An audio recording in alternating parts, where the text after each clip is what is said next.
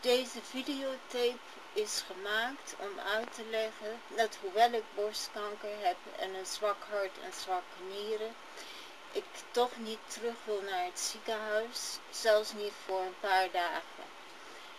Ik ben de dokters die mij geholpen heeft tegen de bloedingen erg dankbaar. Het is ook niet tegen de dokters dat ik klaag. De meeste dokters hebben mij erg goed behandeld.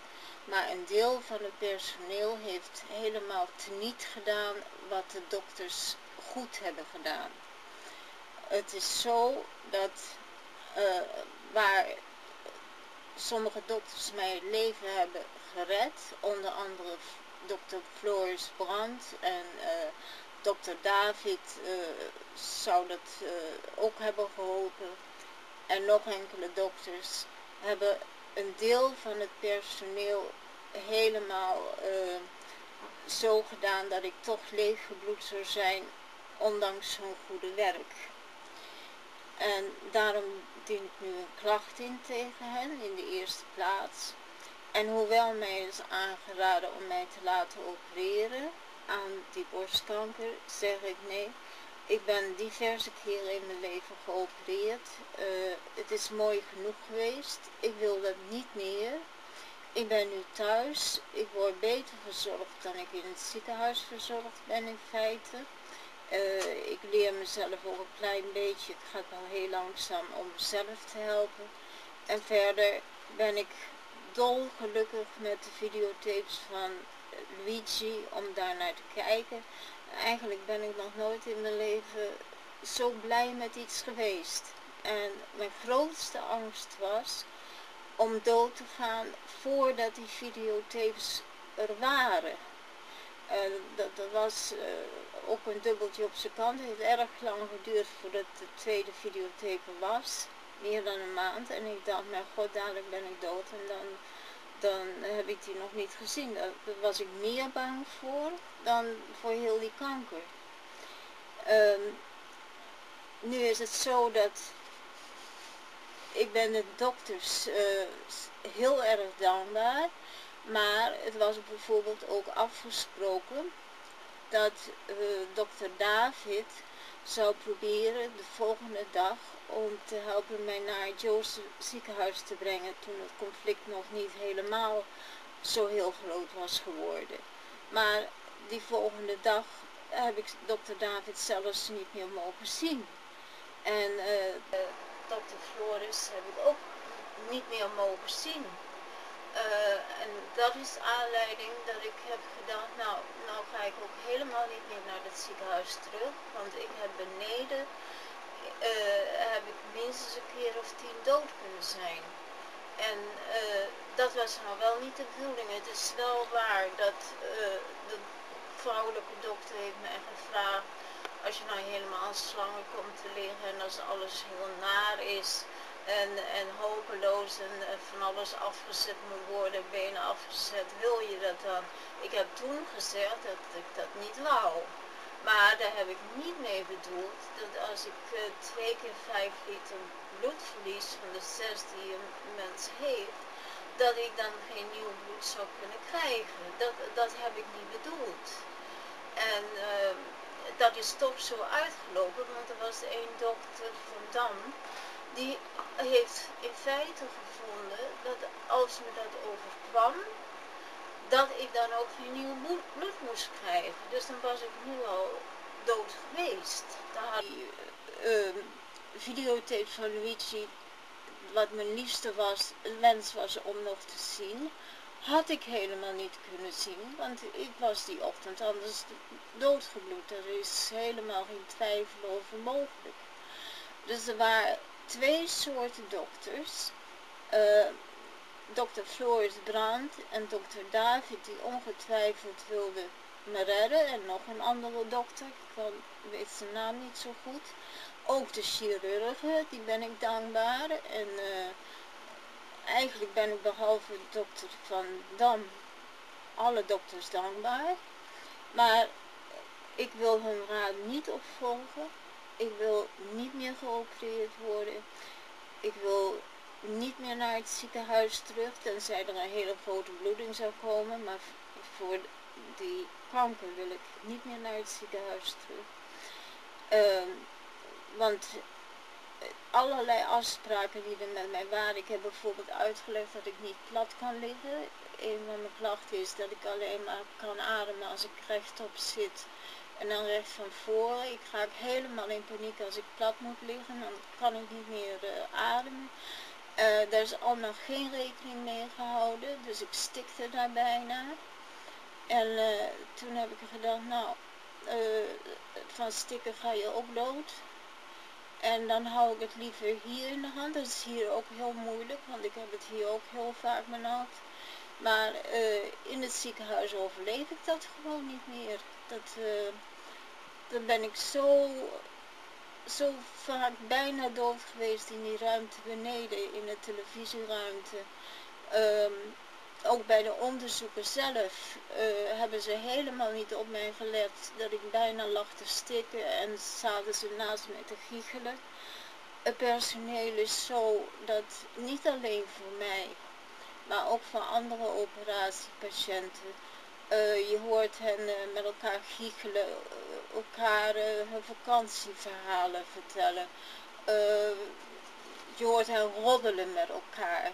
En de patiënten die kunnen niet eens om een glaasje water vragen. Je zou zeggen, dat kan je wel doen, maar ze rennen steeds langs je heen. En niet alleen ik, maar 2 andere operatiepatiënten, dat waren er 3 van de 4 op de kamer waar ik lag, hebben geprobeerd om het infuus uit hun arm te trekken. Ik heb dat geprobeerd, een andere meneer heeft dat geprobeerd en een schoondochter van die meneer heeft dat een tijdje daarvoor, wou ook niet meer leven. En dat is niet omdat je per se niet wil leven, dat is omdat de omstandigheden daar zijn zo naar, dat je op dat moment denkt, dan maar liever dood.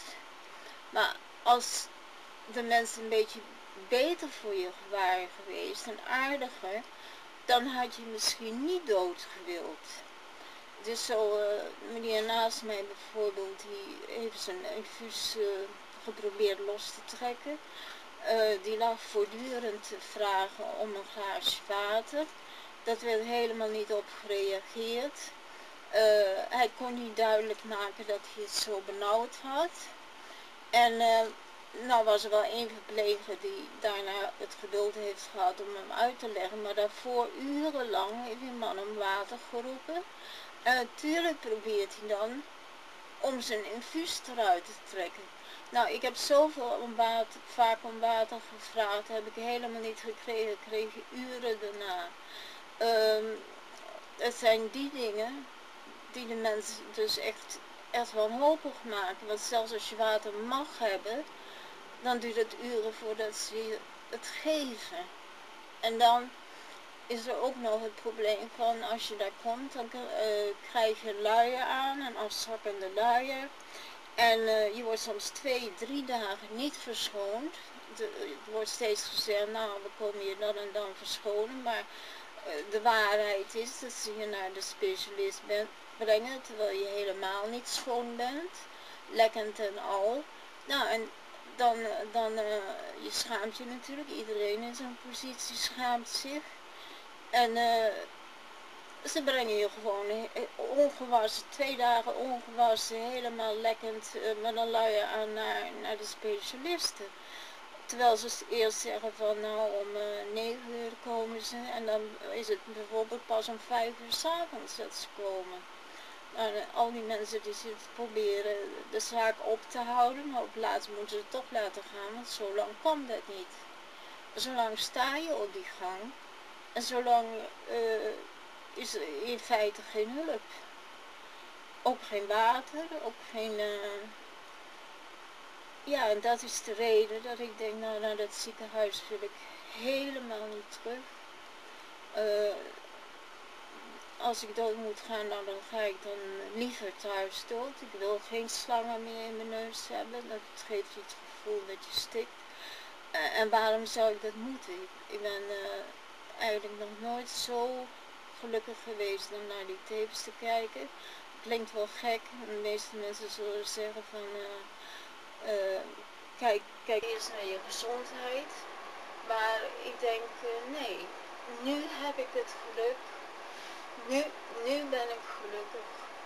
En dat geluk dat wil ik niet meer laten varen. Dus ja, dat is wat ik zou willen zeggen. En nou begrijp ik wel dat de dokters hebben hun best voor mij gedaan. En ze denken misschien, wat is dat dom?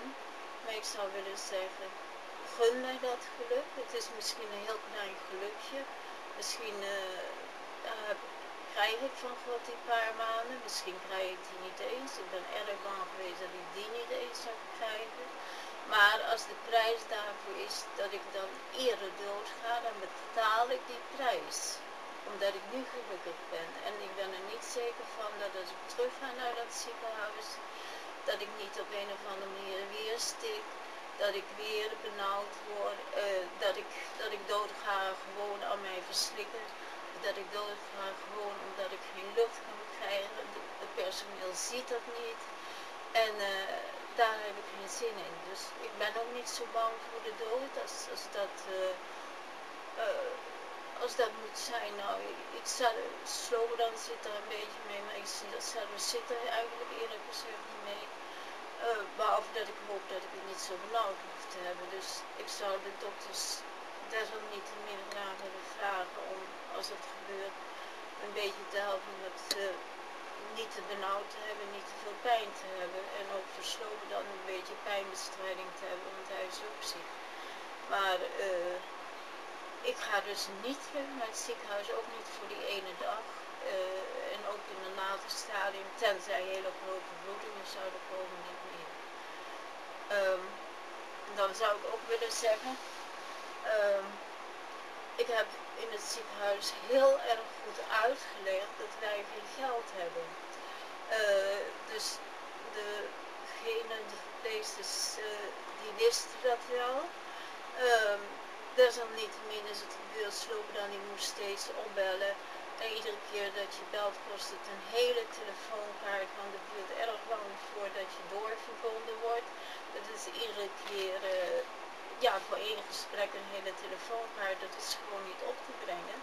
Hij heeft me daar niks van verteld, omdat ja, toen ik geopereerd werd kon ik daar natuurlijk ook niks aan doen.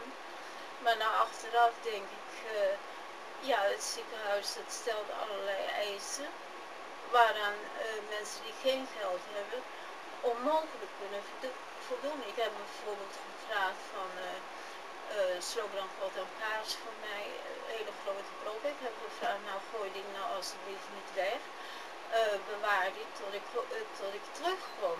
Dat hebben ze niet gedaan. Ze hebben 3 keer een heel groot stuk weggegooid, plus de kaasgaven nog weer gegooid.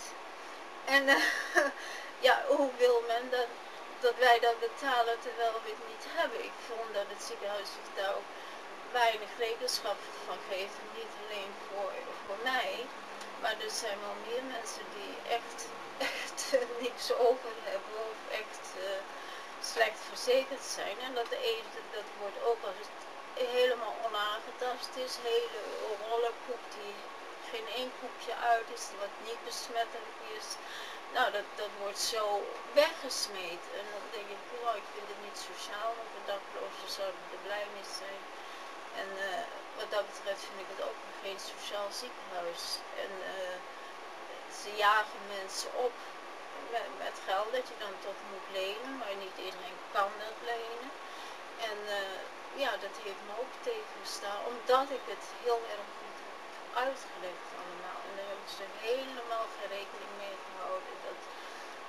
Dat je kan niet op die manier geld van iemand vragen die het echt niet heeft.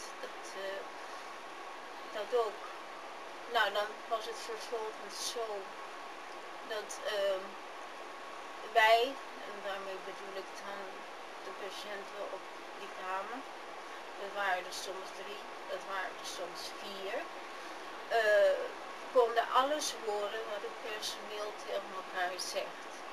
Over mij werd bijvoorbeeld door een zekere verpleegster gezegd, wie denkt ze wel wat ze is, waarom moet ze make-up hebben, wat stelt ze zich voor dat ze is. En dan denk ik, ja, maar ik stel me helemaal niks voor dat ik dat ben. Ik ben meestal heel stil, ik wil niet in de publiciteit, ik wil helemaal niet op de televisie.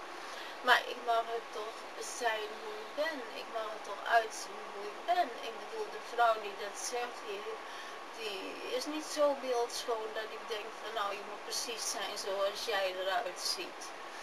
En dat is niet mijn voorbeeld om naar te streven. En dan is het ook nog zo dat komt een psychiatrische trut, die komt bij mij en die zegt van u bent in de war, u denkt dat u heeft een complottheorie. Nou, ik was inderdaad in de war naar het bloedverlies. Ik wist inderdaad niet wat voor dag het was. Ik haalde inderdaad bijvoorbeeld meester Sarolia en dokter Floris hand door elkaar. Ik weet dat achteraf.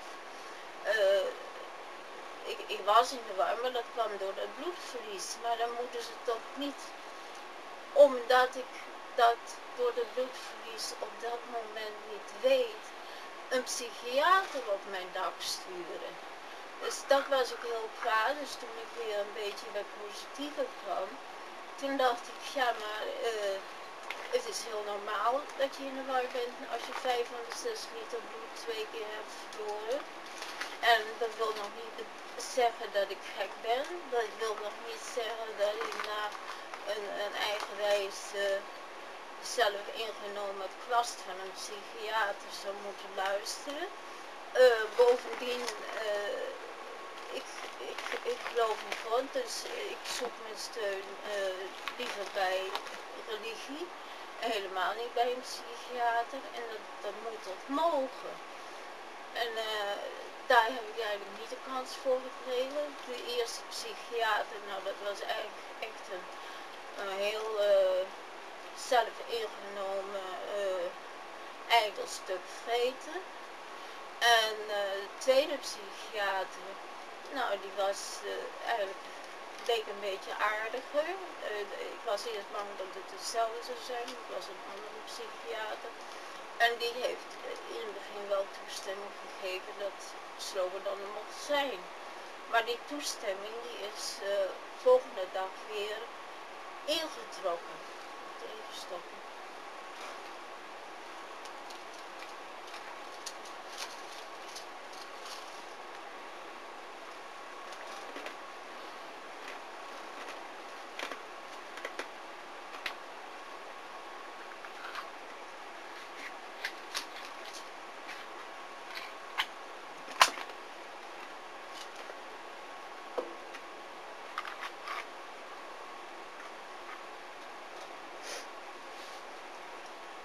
Verder was het zo dat er was een zekere Esther.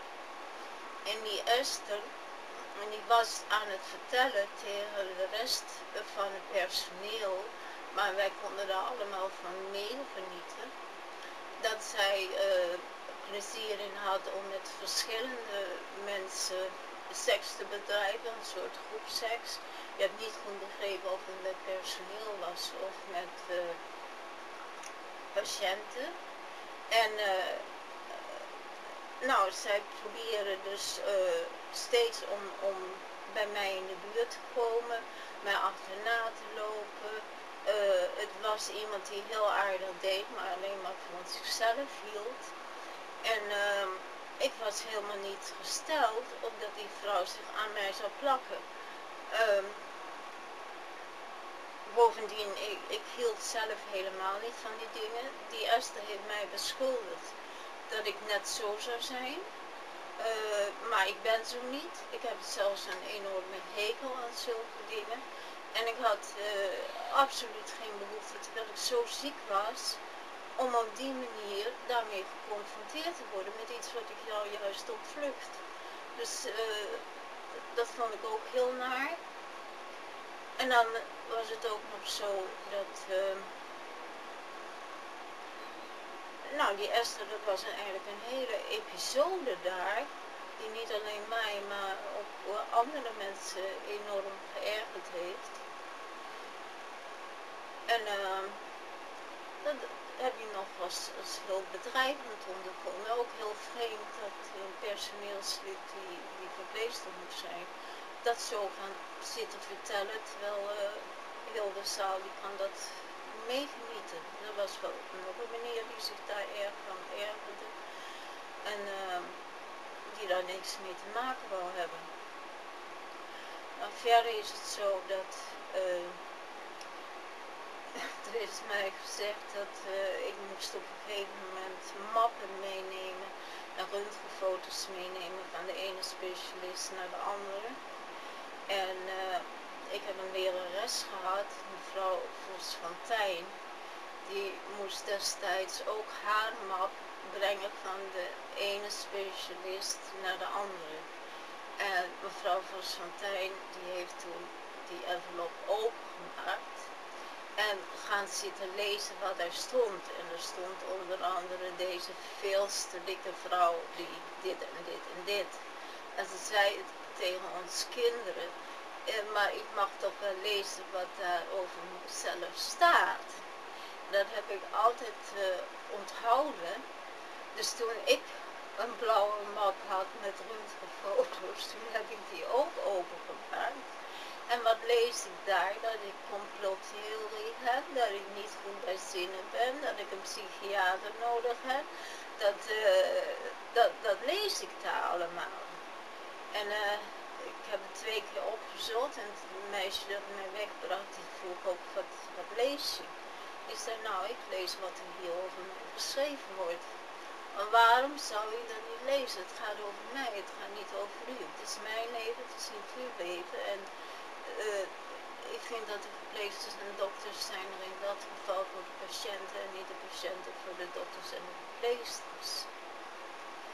Er was ook zo, dat heeft me ook erg verbaasd, dat dezelfde vrouw die vond dat het overbodig is dat ik make-up heb, dat het belachelijk is dat ik daaraan denk, die hoorde ik ook zeggen van, god, deze patiënten, dus het zijn ze overigens allemaal, die zijn allemaal zo lastig, ze doen niet wat wij zeggen. Ze luisteren niet naar ons. Ik dacht, ja, maar jullie luisteren, jullie zijn er toch voor ons, wij zijn er toch niet voor jullie.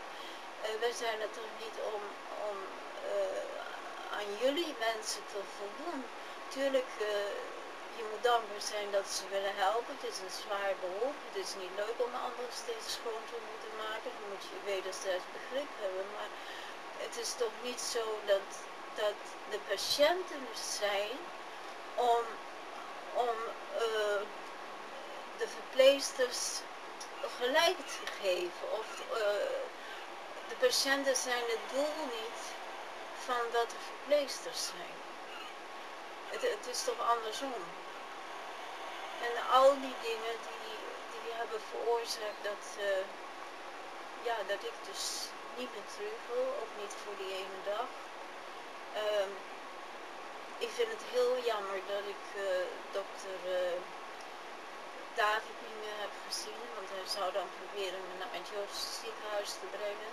Maar ik heb gewacht, maar dat is er niet van gekomen. Hij kwam niet. Hij kon ook niet komen, hij mocht ook niet komen. Wij zijn er in feite uitgebonjourd voordat hij wat dan ook kon doen. Want we zijn in feite eruit gegooid. Kijk, mijn man die wou af en toe kijken of ik nog bloedde, dat mocht niet, maar dat was eerst toegezegd. En ik vind dat als het eerst is toegezegd, dan mag je het niet direct daarna weer intrekken. Wie het ook is, dan zij Slobodan met een dodunstel was gekomen of zo, dan is het anders. Maar hij was heel rustig, alleen maar voor een minuutje. En nou, toen hebben we gezegd tegen elkaar, nou, dan gaan we naar huis. Nou ben ik thuis. Ik ben daar gelukkiger dan in het ziekenhuis. Ik heb het wel hier ook erg benauwd en hyperventilatie en zo. Maar ik kan hier mijn eigen dingen kijken. eten wat ik wil. Het eten gaat heel goed. Zonder die slangen kan ik heel goed zelf eten. Dan langzaam, maar behalve het verslikken kan ik dat allemaal zelf. Dus voor mij geen operatie meer, geen slangen in mijn neus meer. En geen verpleegsters die mij dermate beledigen meer. Het was ook zo dat ik in een machine moest liggen van Vries om hoofd te scannen, maar ik lag gewoon te trillen omdat ik niet plat kan liggen en zij zien het niet. En ik heb ook wel eens met een hele harde klap van vermoeidheid tegen een tafel geslagen, maar dat wordt helemaal niet gezien. Dus de conclusie is, daar beneden ben ik zo gepest dat ik had diverse keren dood kunnen zijn. Ik zou beslist ook doodgebloed zijn als Slober dan toen niet was gekomen kijken, dan was ik dood geweest. Ik voelde me ook glijden. Ik was me ook bewust van toen ik in die televisieruimte zat dat ik zoveel bloed verloor. Maar ik had iets van, ik laat me niet chanteren. Ze hebben me toen in half donker gezet, zonder water gelaten, terwijl ik wel water mocht hebben. En ik had toen zoiets van, nou, ik laat me toch niet door die trutten chanteren. Dus toen heb ik verder niks gevraagd. Ik dacht, in 3-4 uur kom ik wel door. Maar ik besefte ook dat ik dat niet zou overleven. Maar ik vind, mensen worden daar zo gechanteerd op een bepaalde manier. En dat is iets wat ik helemaal geen zin in had. Ik wist ook niet wat ik zou hebben moeten doen om te voorkomen dat ik op dat moment leegbloedde. Er kwam geheel, er was geen hulp. Die dokter Van Dam, die zijn overtuiging was dat als je dat overkomt, nou dan moet je niet meer helpen. Nou, dokter Floris Brandt, die heeft gelukkig die overtuiging niet. Die is meteen zakken bloed gaan toevoegen bij wat ik verloor. Ik denk dat dokter David die overtuiging ook niet heeft. Maar ik zat dus alleen, want ik kon hen niet bereiken op geen enkele manier. Dus, nou denk ik van, nou, als ik nou terug zou gaan, dan krijg ik nieuwe dokters. Maar dokter Floris Brandt en dokter David, die schijnen daar geen invloed meer te hebben. Het was zelfs zo dat een vrouw van die 6e afdeling, die zei tegen ons, ja, maar zij hebben hier niets te vertellen. Dus ik dacht, ja, wat ik ook doe, ik zie hen niet meer terug. En dan heb ik ook geen enkele reden meer om terug te gaan. Ik zou nog reden hebben uit dankbaarheid tegenover hen. En ik zou me nog meer veilig voelen als ik dan bij hen terecht kom. Dan kan best zijn dat die nieuwe dokters allemaal fantastisch zijn. Maar ik vind het ook heel vreemd dat het zo is gegaan met die dokter David. Dat hij niet eens gelegenheid meer heeft gehad om ons te zien. En dokter Floris Brandt ook niet, die zijn helemaal van ons afgetrokken. En dan leek wel, er werd echt gezegd van die hebben hier niks te maken. Nou dan denk ik, nou als zij niks te maken hebben, terwijl dokter Floris Brandt echt mijn leven heeft gered, dan heb ik er toch helemaal niets te maken. Dus dat zijn nou al mijn overwegingen. Verder was het zo dat op afdeling 6 was een zekere meneer Fred. En die heeft op een gegeven moment, was die erg onheus tegen mijn man. Het was zo dat Fred die heeft mij wel een aantal keren geholpen met mij te wassen en schoon te maken. Maar op een gegeven moment zei hij tegen mijn man, ik heb daar geen tijd voor, dat moet jij dan maar doen, of moet u dan maar doen. Ik geloof dat ze je en jij zeggen. Maar ik vond dat heel erg, want het is voor een vrouw natuurlijk heel gênant als haar eigen man haar moet wassen. Dat vond ik, nou, ik had toch liever dat een vrouw dat deed, dan dat je eigen man dat moet doen. Of een mannelijke broeder kan natuurlijk ook, daar is niks op tegen. Maar Fred die stelde echt zo van ik heb geen tijd, jouw man moet dat doen. Ik vond het ook een heel vreemde toestand voor een ziekenhuis. Stel je voor dat alle mannen hun eigen vrouwen moeten gaan wassen. De meeste vrouwen zullen dat gewoon niet leuk vinden. Ik vond hem eerlijk gezegd ook, ja, niet alleen tegen mij, maar tegen wel meer patiënten een beetje onaangenaam. Ik kon hem soms wel begrijpen. Er was bijvoorbeeld een vrouw die ook zo, net als ik zat, met een luier en met van alles. En die kwam af en toe onze kamer binnenlopen. En hij zei, ja, maar ik kan niet zomaar een kamer binnenlopen. Dat begrijp ik wel. Maar de manier waarop hij het zei was toch heel onaangenaam. Terwijl ik zelf zou gedacht hebben, nou, die vrouw voelt zich even ellendig als ik me voel. Dus sla een arm om haar heen en ga haar niet nog de les lezen als een klein kind. Want die vrouw heeft niks misdaan, ze is een beetje simpel. Maar die heeft ook liefde nodig en het hoeft allemaal niet zo. En ik vond dat heel veel patiënten op die manier toch vrij hard werden behandeld. Er waren ook verplegers die ik heel erg dankbaar ben. Er is een zekere Frank die na al die narigheid die ik heb gehad, heeft hij enorm goed voor me gezorgd. Ik ben hem dankbaar, hij kon begrijpen dat ik het niet leuk vond om vies naar een specialist te gaan. Dus hij heeft me dat altijd wel op tijd geholpen en ik ben hem dankbaar.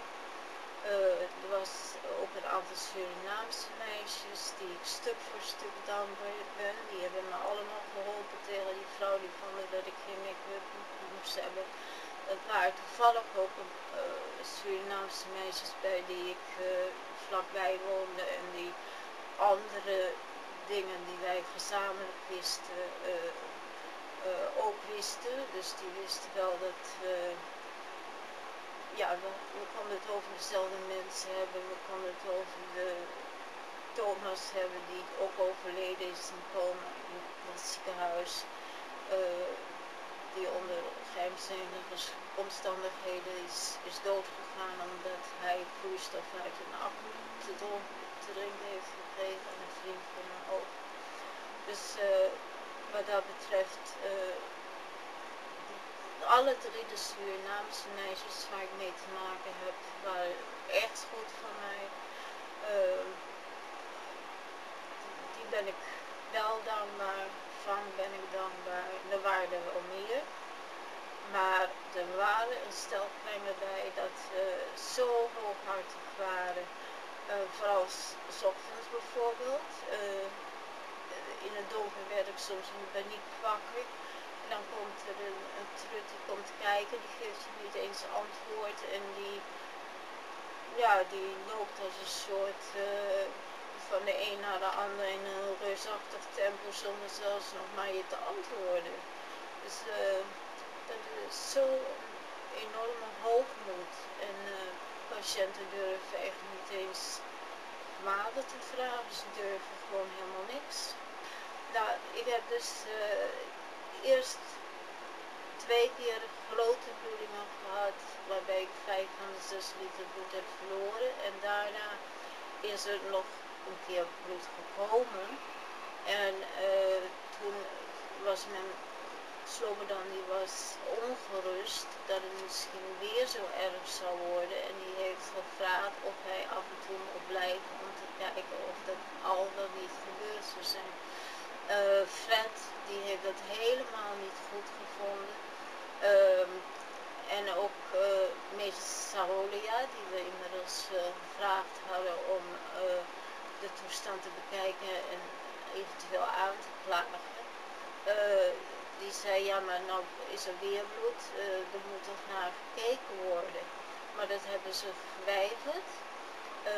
Meester Sarolia die heeft toen nog geprobeerd om te bemiddelen. Die heeft geprobeerd om te zeggen, ja maar laat Slobodan af en toe dan een minuutje alleen maar binnen. Dat hij gerustgesteld is en als er weer bloedingen zijn dat hij kan waarschuwen. Want zoals het nou is, er wordt gewoon helemaal geen dokter gewaarschuwd. En nou, meester Sarolia die heeft geprobeerd om dat te doen, maar men heeft niet op hem in willen gaan. Er was toen een voorstel gekomen van een mevrouw van die afdeling, die had gezegd, slogan, ik mag ieder uur opbellen, maar ieder uur opbellen, dat betekent een stuk of 6 telefoonkaarten ondertussen ook. En, maar hij mag niet komen kijken. En toen zei Slobodan, ja, maar gaan u dan zelf kijken? Ten eerste had ze maar tot 12 uur dienst. En ten tweede zei ze, ja, maar zij is helemaal mijn patiënt niet. Toen dacht ik toch ook, ja, maar wie waarschuwt er dan? Want het Fred viel niet te rekenen. Het was Fred's nachtdienst hier, zoals ik heb begrepen. Of die mevrouw viel niet te rekenen, maar die zei, ze is mijn patiënt niet. Toen heb ik gevraagd, ja, maar wie is dan mijn dokter? Dat was dezelfde dokter van dan. Als die vond dat als ik zulke bloedingen kreeg, ik maar beter geen nieuw bloed kon krijgen. Of althans laat zitten hoe zit. En toen dacht ik, ja, dat was toch ook weer niet helemaal de bedoeling. Want als je laat zitten hoe zit, dan had ik deze dagen ook niet gehad. Dan had ik die banden ook niet kunnen krijgen. Dan was ik al dood geweest. Dus dat vond ik net een stapje te ver. Het is wel waar dat ik niet tot het uiterste wil gaan om te overleven. En ik wil dan zelfs geen operatie. Maar het is nou ook weer niet zo dat als ik bloed verlies, dat ik niet wil dat ik die zakjes bloed bij zou krijgen. Omdat, ja, van 1 liter bloed kan je niet leven. Dus dat is dan een groot misverstand geweest dat ik dat zo gewild zou hebben. Nou, meester Sarolia die zullen wij vragen om de hele zaak aan te klagen. Meester Sarolia kennende, hij heeft nog een zaak van het ziekenhuis onder zijn hoede. Maar ik begrijp wel dat meester Sarolia een beetje ongerust was en de verantwoording niet zomaar durfde nemen om te zeggen, gaan we naar huis. Want hij denkt natuurlijk, ja, als het misgaat, dan is ze ook dood. En dan heb ik gezegd, ga maar naar huis. Maar dat was ook onze verantwoording en uiteindelijk vooral ook mijn verantwoording. Want ik heb Slobodan zelf gezegd, alsjeblieft, haal mij hier weg. Ik vind het hier zo beledigend en zo chanterend en zo vreselijk wat sommig personeel betreft. Dat, ja, dan wil je gewoon nog niet leven. En het is dus doodzonde dat wat de dokters daar, de meeste dokters, fantastisch doen. Dat het resultaat toch is dat mensen dood willen. En het Vries zelf uitdrukken, al dan niet in coma, al dan niet bewust of onbewust. Omdat je wordt niet goed begeleid bij het wakker worden. Mensen die geen water mogen, ze worden niet hun lippen, althans niet wat ik gezien heb op die afdeling, worden niet hun lippen met ijsblokjes bevochtigd. Als je wakker wordt, er zit niemand naast je. Ja, af en toe is er een verpleegster die je een beetje gerust stelt, maar niemand zit bij je bij het wakker worden. Je kan om water roepen wat je wil, maar zij zitten aan hun giechelverhalen, het zijn giecheltrutten. Dus dat is gewoon een heel wanhopig gedoe. Ze denken meer aan hun eigen eten en hun vakanties en hun uitjes. En de patiënten kunnen even barsten. Nou, de banden van Luigi, die zijn zo belangrijk voor mij, omdat Luigi heeft in zijn jeugd een auto-ongeluk gehad waarbij hij ongeveer een maand in coma heeft gelegen. De helft van zijn lichaam was toen verlamd, de helft van zijn lichaam is nog steeds verlamd. Maar hij heeft een methode ontwikkeld waardoor hij de slechte kant van zijn lichaam, de verlamde kant, dwingt om mee te gaan met de goede kant van zijn lichaam. En ik vind het zo fantastisch. Die man die was helemaal gebroken, heeft jaren nodig gehad om weer een beetje te leren lopen, terwijl hij een jaar daarna werd gevraagd in allerlei musicals, in allerlei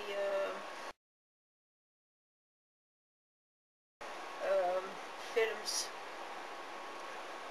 door hoe goed hij was. Die methode die werkte zo goed dat het veel mensen echt geholpen heeft. Ik was natuurlijk enorm geïnteresseerd en ontroerd dat het heeft gekund. En ja, omdat ik helemaal bijna niet meer kan lopen.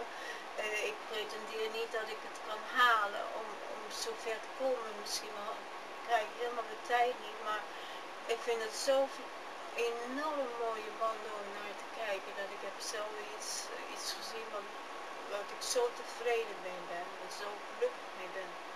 Nou was het zo, dat had ik uitgelegd in het ziekenhuis. Slobodan heeft daar televisie gebracht, zodat ik dat kon kijken. Nou, er was daar een avondverpleegster tot 12 uur 's nachts. En die rukte dat er gewoon zo uit. Die zei, bah, de beeld trilt of zo. En ze zei dat andere patiënten erover geklaagd hadden. En dus toen kwam ook neer dat ik helemaal niet kon kijken. Toen dacht ik, ja, maar dat was afgesproken. Ik heb uitgelegd dat het mijn liefste wens was. Ik heb er vreselijk veel pijn en ellende voor over gehad om te wachten op die banden. En dan tenslotte komt er niets van terecht. En die vrouw die was er ook zo woedend over. Die heeft ook gelogen. Die heeft bijvoorbeeld gezegd dat die jongen tegenover mij, ik geloof dat die Romein Koers heette, ze heeft gezegd, die Romein Koers, die heeft daarover geklaagd.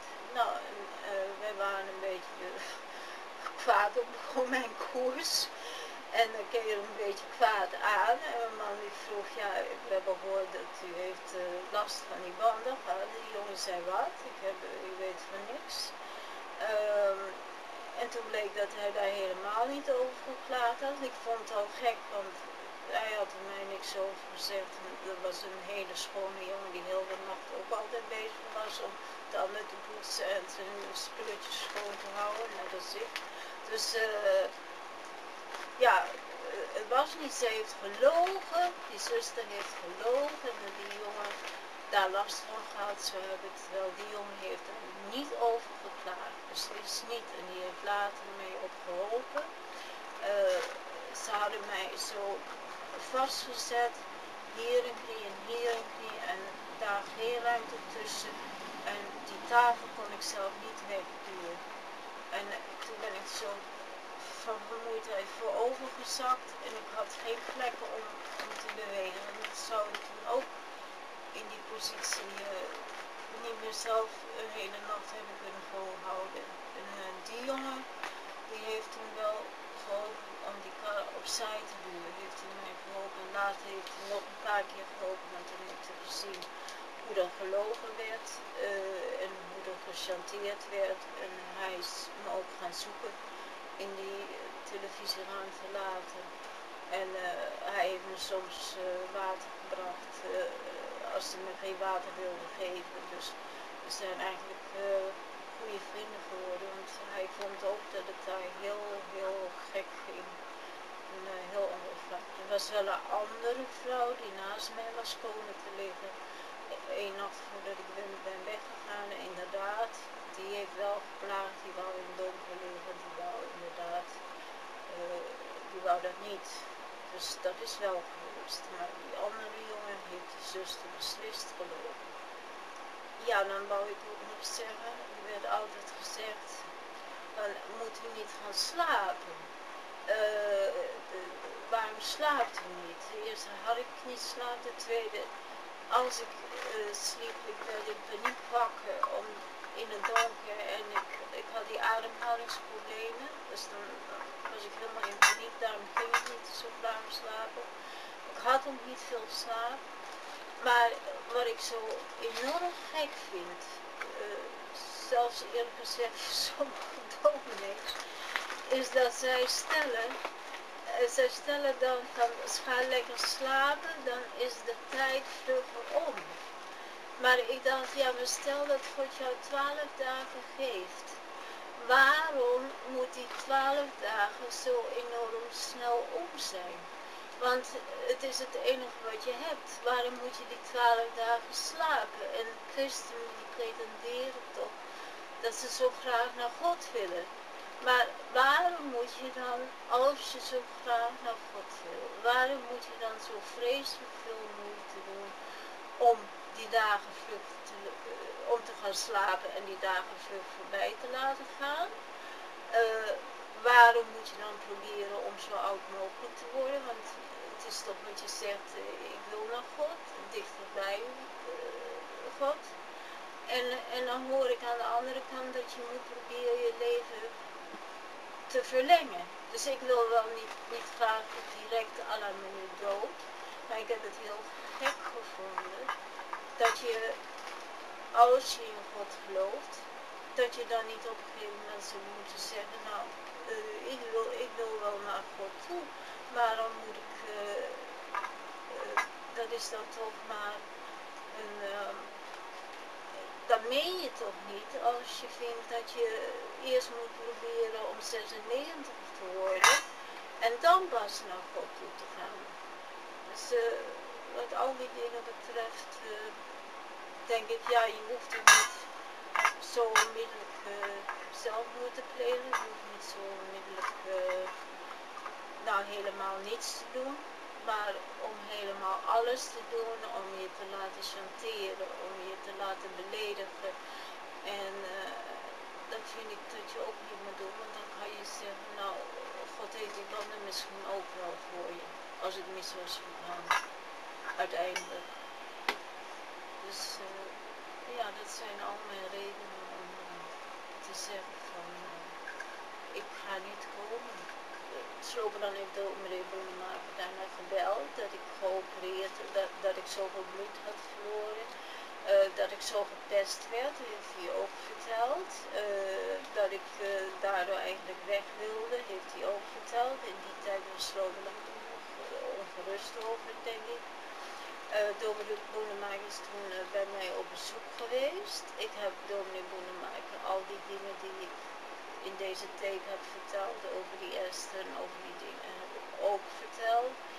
En ik heb, maar dominee Boenemaker zei, ja, maar de dokters die zijn hier zo goed. Ik zei, ja, de dokters zijn hier zo goed, maar ik heb wel hier beneden wel 10 keer dood kunnen zijn. Dus daar heb ik niet zoveel aan.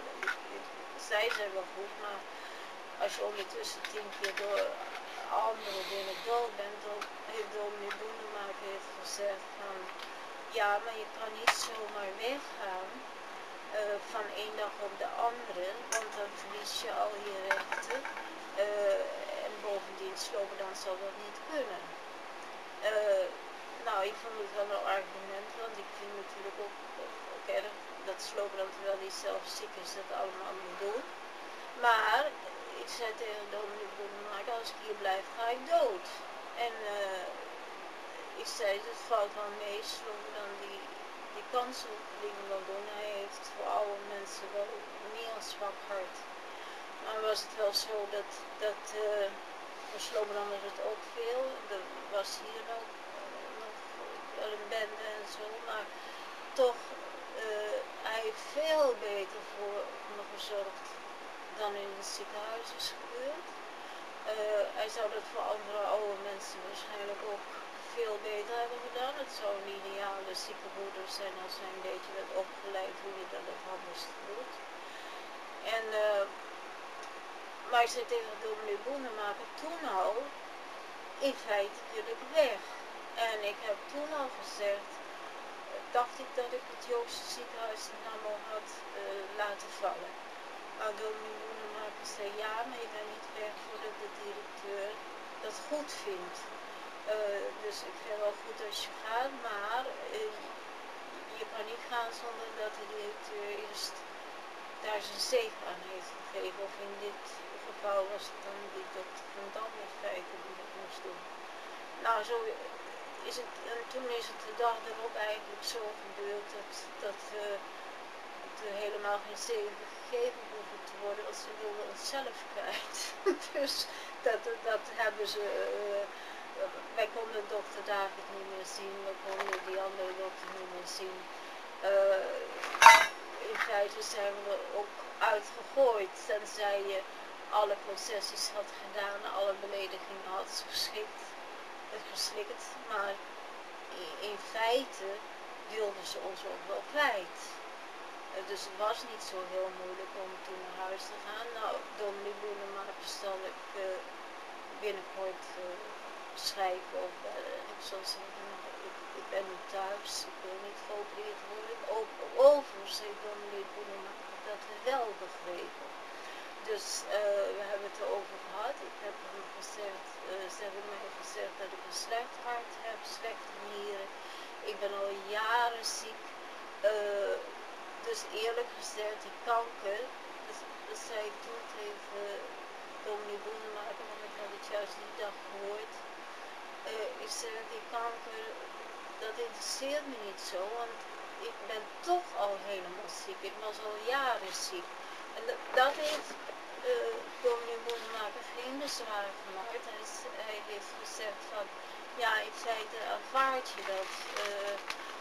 Dat heeft hij wel begrepen, dat als ik toch al jaren niks kon doen, dat ik dan niet zo helemaal ondersteboven van die kanker was. Hoewel ik weet dat het een hele nare ziekte is en die borst die doet ook bij je als je hem aanraakt. Ik weet dat hij er is, dat het misschien erg wordt, maar desalniettemin die andere dingen die ik heb, dus ik weet niet wat het is, maar dat ik zo moeilijk ademhaal en dat tal van andere dingen zo moeilijk loopt, dat komt niet door die kanker, dat kan door iets anders wat ze nog niet weten wat het is. Nou, dominee Boenemakers ken ik sinds, ik denk ongeveer mijn 17e. Hij was toen Luthers predikant in Eindhoven. Ik ben diverse keren ook naar zijn dienst geweest. Ik was zelf lid van l'Église Wallonne. Maar ja, ik ben ook vaak naar dominee Boenemakers wezen luisteren. Het was een dominee die ook vaak op de televisie was, op de radio was. Hij heeft me eigenlijk altijd trouw geweest. Vanaf mijn 17e waren er wel meer moeilijkheden. Altijd opgezocht als ik ziek was, altijd gesteund. Je kan zeggen dat het vanaf 17 tot nu een hele trouwe vriend is geweest. Het enige is dat dan inderdaad misschien een beetje radicaler denkt. Mijn geloof is ook erg de Joodse richting uitgegaan. Maar dominee Boenemakers vindt dat gelukkig niet erg. Maar ik heb een neiging om eerder tot God de Vader te bidden, tot God de Zoon. Ik had vroeger allemaal Joodse vrienden, Joodse vriendinnetjes. Zij hebben me altijd beschermd tegen pesterijen van anderen. Dus dat zit heel, heel diep in. Bovendien is het zo dat mijn generatie, de protestanten, een hele goede vriendschap hadden met de Joden. Dat was helemaal niet iets van dat dat apart was. In die eerste generatie, protestanten hielpen de Joden met bloed, met wapens, met van alles. Nu is dat andersom. De kerk van nu, de Nederlandse kerk van nu, die slijmt meer met Arafat, die slijmt meer met de linkse, is helemaal links gericht. Maar de generatie waar ik vandaan kwam was trouw aan Israël. Heeft veel mensen naar de kibbutzen daar gestuurd. Mijn eigen oom heeft daar ook in de kibbutz geleefd. Vrienden van mij ook. Ik had een Joodse vriendin Anne. En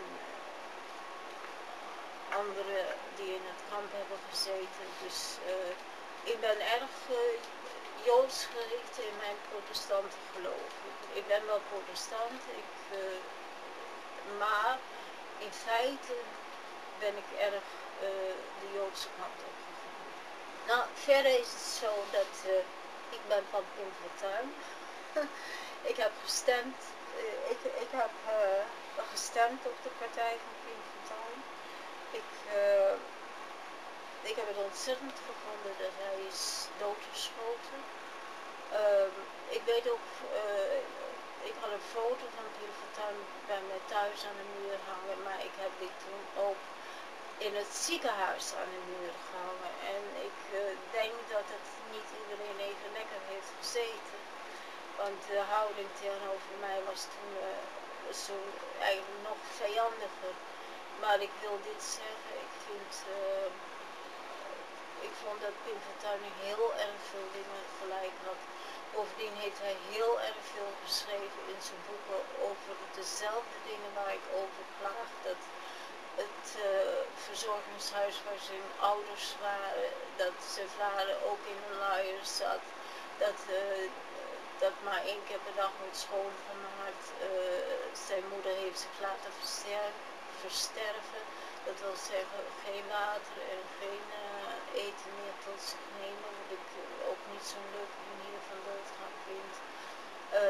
Pim Fortuyn heeft dat allemaal aangevallen, hoe dat in verzorgingshuizen toegaat. Ook meneer Nawijn heeft dat gedaan, die was ik daar ook vreselijk bezorgd over, die zou dat graag anders zien. Ik was lid van de LPF en ben daarna lid geworden van de partij van meneer Nawijn. Nu is het tot mijn verbazing zo dat een man die dat begonnen is, die daar dus toch ook veel over geschreven heeft, want ik heb gelezen wat hij geschreven heeft, die is eigenlijk, heb ik het gevoel, helemaal aan de kant gezet. Daar is een journalist Vries voor in de plaats gekomen. En degene die het begonnen is, die staat er een beetje bij alsof hij eruit gegooid is. Nou, was ik net in die periode in het ziekenhuis, dus ik heb dat niet helemaal gevolgd, maar ik heb dat wel erg vreemd gevonden. Toen dacht ik gezegd van ja, maar dat komt omdat hij vriendschap heeft gesloten met de Winter. En dat hij samen wilde gaan met, ook artistiek gezien, met de kunstenaars in Antwerpen in Vlaanderen. En ik heb het juist heel goed gevonden, want het vergroot ons taalgebied.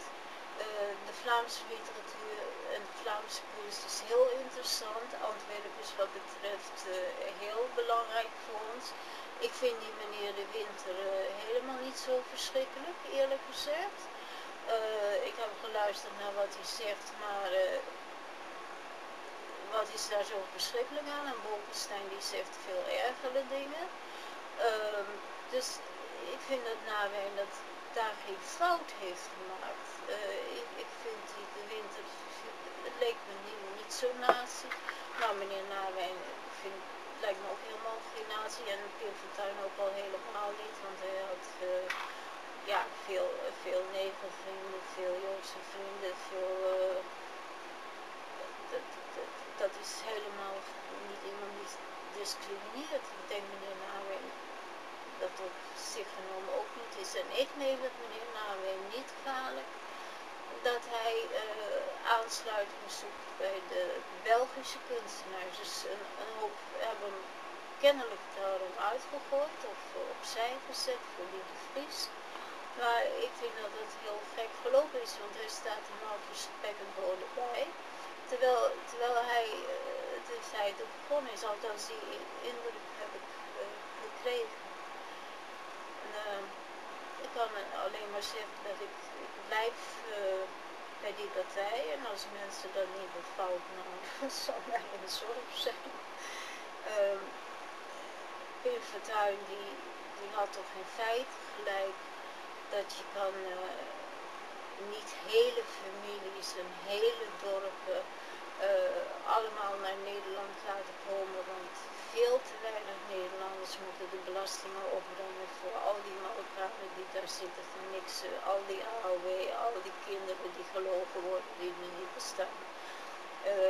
Ik vind niet dat je een natie bent als je dat durft zeggen dat dat niet meer kan. Er mocht nooit gezegd worden, maar het wordt hoog tijd dat het gezegd wordt. En dan ben je nog niet iemand die slecht is of een natie is. Ik bedoel, Nederlanders die hebben nu vaak ook geen werk. Er zijn Marokkanen en zo die roven letterlijk ons land leeg en die brengen het allemaal daar. Hele families werken hier, terwijl Nederlanders worden ontslagen en een Turk die komt dan voor veel minder geld daar werken, maar wel met heel zijn familie. Een hele dorp komt hier illegaal. Ja, ik vind dat het gezegd mag worden zonder schaamte.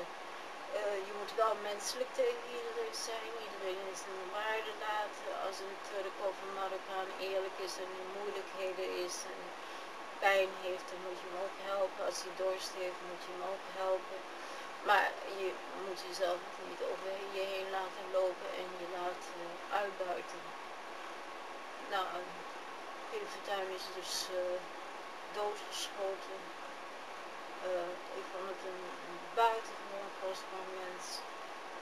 In zijn laatste interview was in het Joodse weekblad, het Maanblad, en daarin stond dat als het dan hem had gelegen, hij wapens en soldaten naar Israël zou hebben gestuurd als Israël echt in moeilijkheden zou zijn gekomen. Ik geloof ook dat hij dat gedaan zou hebben. En dan is hij mij veel en veel liever dan het linkse tuig wat hier aan de wacht is. Nou, het is dus zo dat ik wil niet geopereerd worden, maar omdat ik begrijp dat je aan die kanker, zolang je leeft, toch iets moet doen, zou ik graag wel medicijnen hebben, zover die bestaan. Er schijnen nu medicijnen te zijn die je kan inspuiten en die dat min of meer inkapselen. Dat zou ik graag willen hebben en ook als het nodig is een goede pijnbestrijding en vooral zuurstof, omdat ik het zo vreselijk vaak benauwd heb. Dus dat is een punt. Nu is het zo dat wij op dit moment nog geen huisdokter hebben door alle... wij zijn nu wel aan het zoeken. We weten ook wie we in eerste instantie zullen vragen, maar we moeten nog afwachten of die kan, of die wil. En dat zal nog wel even duren voordat we dat weten, misschien 14 dagen of zo. En ja, we hopen dan dat in die vorm toch een of andere begeleiding voor ons zal zijn om tenminste geen pijn te hebben en het niet al te benauwd te hebben. Dat zijn eigenlijk mijn grootste dingen. Nou, kunnen lopen, wat op het moment heel moeilijk gaat. Ik ga er nou eerst een paar weken helemaal die banden van genieten en kijken. En daarna ga ik ook proberen om het heel minimaal te doen. Ik kan niet hopen om te dansen, maar ik kan toch hopen om stapjes te doen, kan ik ook proberen te doen. Zelf probeer ik het al een beetje met de rollator kan je doen. Met de rolstoel kan ik mezelf wel een klein beetje voortduwen. Hoewel die rolstoel is niet erg goed, want die was gevonden, maar die doet het niet goed. Maar desalniettemin, het gaat toch een beetje vooruit. En vooral nu ik geen slangen meer heb, kan ik zelf eten. Dus het is toch een hoop vooruit gegaan sinds ik uit het ziekenhuis ben. Ook al zijn er nog heel veel mensen. Nou, we hadden graag, in feite hadden we vroeger graag voor altijd in Parijs willen wonen. Althans, in ieder geval, ik had vroeger naar Parijs willen gaan en slopen dan niet wilde ik graag dat we samen naar Parijs kunnen gaan. Voor een maand of zo. Of ons dat zal lukken, weten we niet. In verband met de moeilijkheden met papieren en met de financiën. We weten niet of dat lukt, maar we streven ernaar. En ja, ik kan alleen maar hopen dat de Franse regering daar misschien een zegel wil geven voor de beperkte duur. Of iets dergelijks. Dat is iets wat we hopen, maar ja, wat mijzelf betreft, ik heb God niet te veel willen vragen. Ik heb alleen voor die banden gevraagd, want ik heb gezegd, de mens kan niet alles hebben. En als ik meer vraag, dat zal God kwaad worden als ik alles wil hebben. Dus wat mijzelf betreft dacht ik, vraag nou alleen maar een beetje, dan krijg je het misschien. En, als je heel veel vraagt, dan krijg je God misschien wel helemaal niks. Heb ik gedaan.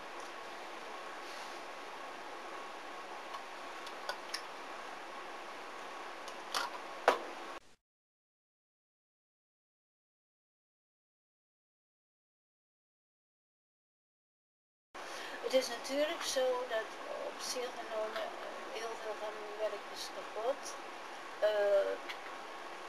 Dus bijna alles heeft rookschade opgelopen, heeft scheuren opgelopen. Dus behalve met de slopen dan wel proberen te helpen om dat te redden. Natuurlijk hoop ik dat het ook nog kan. Natuurlijk zou ik nog graag wat zijdedoeken willen maken. En nog wat willen tekenen. Dat zijn allemaal dingen die ik heel erg graag wil. Maar ik blijf erbij. Ik heb God alleen maar dat ene gevraagd in de hoop dat ik dat ene dan ook krijg. En al de rest, dat is meegenomen. Dat is, als ik dat krijg, dat is meegenomen. Maar als ik alleen maar krijg om die banden te zien, dan ja, heeft God me al heel goed geholpen. Want je kan niet alles hebben. Ja, maar ik zou het natuurlijk leuk vinden als dat kan, maar het is nou niet dat als het mijn lot is dat ik daar direct doodga, dan is dat mijn lot. Dat is de prijs die ik dan heb betaald. Nou, oorspronkelijk heb ik 20 jaar geschilderd. Het was mijn beroep, beeldend kunstenares. Ik maakte grote schilderijen, vaak over het heelal. Ook wel dessinontwerpen. Ik zat op de Academie voor Textielontwerpen in Eindhoven. Ik heb daar veel leraren gehad die ik erg dankbaar ben. Daarna is eerlijk gezegd mijn leven aanzienlijk veranderd. Toen ik Slobodan heb leren kennen is dat veranderd in heel veel brieven schrijven, heel veel vechten, heel veel andere dingen doen. En het schilderen is daar vaak bij ingesloten, wat ik persoonlijk eigenlijk jammer vind. Maar er zijn duizenden brieven geschreven, er zijn heel veel artikelen geschreven. Terwijl dat in feite mijn vak niet is, op mijn grootste liefde niet is om dat te doen. Maar het is zo gebeurd. Ik heb er toch wel mijn best op gedaan. Dus er is een aantal artikelen waar ik wel achter sta, een aantal artikelen waar ik, als ik het lees van schrift, waar ik er inmiddels niet meer achter sta. Maar het heeft mijn leven dus een enorme verandering gegeven. Laatste tijd ja, was ik daar kwaad om, want ik mis het schilderen wel. Maar ja, ik ben ziek geworden. Er zijn al die enorme financiële en andere mogelijkheden, de Slobodan is ook ziek. Dus er komt in feite kwam nog van schilderen niks terecht. Mocht er nog een beetje van terecht willen komen, dan ben ik blij. Dat hoop ik ook wel. Maar ik blijf erbij om deze band te kunnen zien en te genieten. Heb ik zo'n lekker complete gelukkig gevoel als ik nog nooit van mijn leven gehad heb. En, ja, ik denk gewoon dat geluk heb ik nou, dat geluk hou ik vast. Ik ga het huis niet uit voordat die 2 maanden voorbij zijn. Ik ga het huis niet eens uit naar, ja, dat risico loop ik niet. Ik kan wel door het tram aangereden worden. Hier kan het dak ook instorten, dus dat verstaat me goed. Maar ik ga het huis niet uit, want ik ben helemaal gelukkig op die banden te kijken. Waarom dat nou zo is en ik ze zo vaak kan zien, zonder me te vervelen, ja, dat is gewoon een feit. En ik ben dankbaar dat God me in ieder geval heeft laten overleven tot die videotheek kwam. Dat was meer dan een maand in tweede. En ik zou het erg gevonden hebben als ik dood was voordat ik hem had. Nu is het zo dat Slobodan die heeft mij toch, of is bezig te proberen om mij over te halen. Om nog een boek te maken, hoewel ik geen schrijfster ben. Maar dat boek zou moeten heten Boulevard van de gemiste kansen. Dat juist gaat over de dingen die ik in mijn leven anders had willen doen. Juist gaat over de dingen waarvan ik denk dat had ik niet zo moeten doen, zo moeten doen. En Slobodan die hoopt dat ik daar nog tijd voor zal krijgen. Het gaat dus over wat ik verkeerd gedaan heb, wat ik jammer vind dat het in ons leven ook zo gegaan is, maar wat nu eenmaal een feit is. En ja, we zijn in feite enorme pechvogels. Het is zo dat in Boulevard van gemiste kansen schrijf ik over al die dingen die het bijna waren gelukt. Net als wanneer het je bijna lukt om de trein te halen, maar net niet. En dan kan je maar beter een uur te laat zijn dan dat je 1 minuut te laat bent. Want dan is het helemaal zielig als je alleen maar 1 minuut te laat bent. En wij hebben dus, Slobodan en ik, allebei enorm veel dingen bijna gehad. Bijna gevonden ook. Soms lag er iets voor ons op straat om te vinden wat ik mee had willen nemen. En Slobodan die zegt, oh ben je toch gek, dat moet je niet doen. Ik was bijvoorbeeld zo'n brede rol met plakband, wat je mooi om een boek af had kunnen doen, doorzichtig. En Slobodan zei, ach laat liggen, dat vinden we later wel weer. Nou ja, je vindt dat natuurlijk nooit weer. En zo zijn er wel 1000 dingen waarvan Slobodan zegt, die wil dat niet showen als we uit zijn. Die zegt, ach laat liggen. Het liefste ga ik dan nog stiekem het toch ophalen. En ja, dat hebben we erg vaak. Slobodan heeft het ook, dat hij dingen bijna heeft en dan net niet. En ik ook. En het erge is dat juist kleine teleurstellingen komen vaak, althans bij mij, veel harder aan dan grote teleurstellingen. Soms kan er iets heel kleins zijn wat je graag had willen hebben, van een tientje. En dat mis je net. En dan was ik nog teleurgesteld dan over heel die kanker. En dat blijft ook in je hoofd. En dat is heel gek. Dat is zo'n heel klein lullig dingetje. Dat je dat nog meer dwars zit dan zo'n hele ziekte. En dan gaat het misschien over iets van een tientje. Dus dat werkt ook heel gek bij mensen. Ja, wie ben ik het meeste dankbaar voor wat mensen mij geleerd hebben, dat is misschien mijn leraar kleur, Paul Huigen. Die heeft mij kleurentheorie geleerd. En zo gauw ik het hoorde, heb ik het begrepen. Ik ben vaak wat afwezig en als mensen mij aan mijn hoofd zeuren met dingen wat ik geen zin in heb, computers en zo, dan luister ik eigenlijk niet. Dan doe ik alsof ik luister, maar ik luister niet echt. Maar toen ik dat hoorde, ja, ik heb dat zo helemaal begrepen wat hij bedoelde. En daar verder ook altijd mee gewerkt. Dat hij me dat geleerd heeft, is een van de belangrijkste dingen, maar er waren er meer. Frans Smeets. Ja, mevrouw Vos-Fontijn was toch een schat van een vrouw. Eerst waren wij een beetje vijandig tegen elkaar, maar ze had ooit tegen mij gezegd, kind, waarom zit je zo voor vlekken? Waarom zie je er zo slordig uit? Ik zei, ja, maar ik werk. Ik heb geen tijd en geen geld om zo met schone kleren te komen, want ik werk echt hard aan mijn dingen. En toen deze zei, oh sorry lieve schat, zei ze, nou toen hebben we het goed gemaakt. En ze heeft toch wel veel voor me betekend, die vrouw. Ze had zo'n enorm groot hart. We hebben haar nog een keer gezien, toen was ze jarig. Dat feest hebben we bij een van de leerlingen gevierd. En toen had ze voor ons allemaal een kleedje geweven, wat ze ons cadeau deed.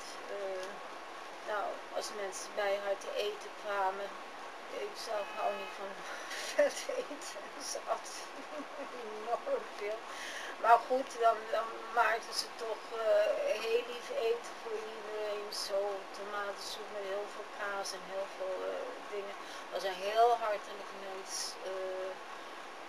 Ze heeft ook verteld dat ze een zusje had, een zuster, een beeldhouweres. En ze zei ja, dat gaat zorgelijk met die zuster, want ze is nu een jaar of 40. En ze is nog steeds afhankelijk van de rest van familie. Want wat was nou laatst weer? Toen moest de burgemeester portretteren en toen had ze tegen, of een andere hoogplaatspersoon, toen had ze gezegd, je denkt toch niet dat ik jouw rotkop ga beeldhouden. En ze had altijd van die dingen. Maar een schat van een vrouw. Ja, dus ik heb veel om dankbaar voor te zijn. Mijn oude leraren, erg veel om dankbaar. En mijn leraar Frans, die is verongelukt op een weekend. Toen, hij ging ieder weekend naar Parijs, nam hij zijn vrouw mee en een paar leerlingen mee. En hij is toen aangereden in België op een van die weekenden en overleden. Die leraar Frans, toen ik toen in het ziekenhuis was, is me ook op komen zoeken. Hij praatte meteen in het Frans tegen ons, heeft ons Camus met La Peste meteen in het Frans voorgelezen. Heeft van begin af aan geen woord Nederlands tegen ons gesproken, dus de aandacht was meteen gespannen. Nou, die man heeft me grote liefde voor de Franse taal gegeven. Ik was toen ook geopereerd. Hij kwam die kamer binnen, gordijnen waren dit, hij smeet die gordijnen open.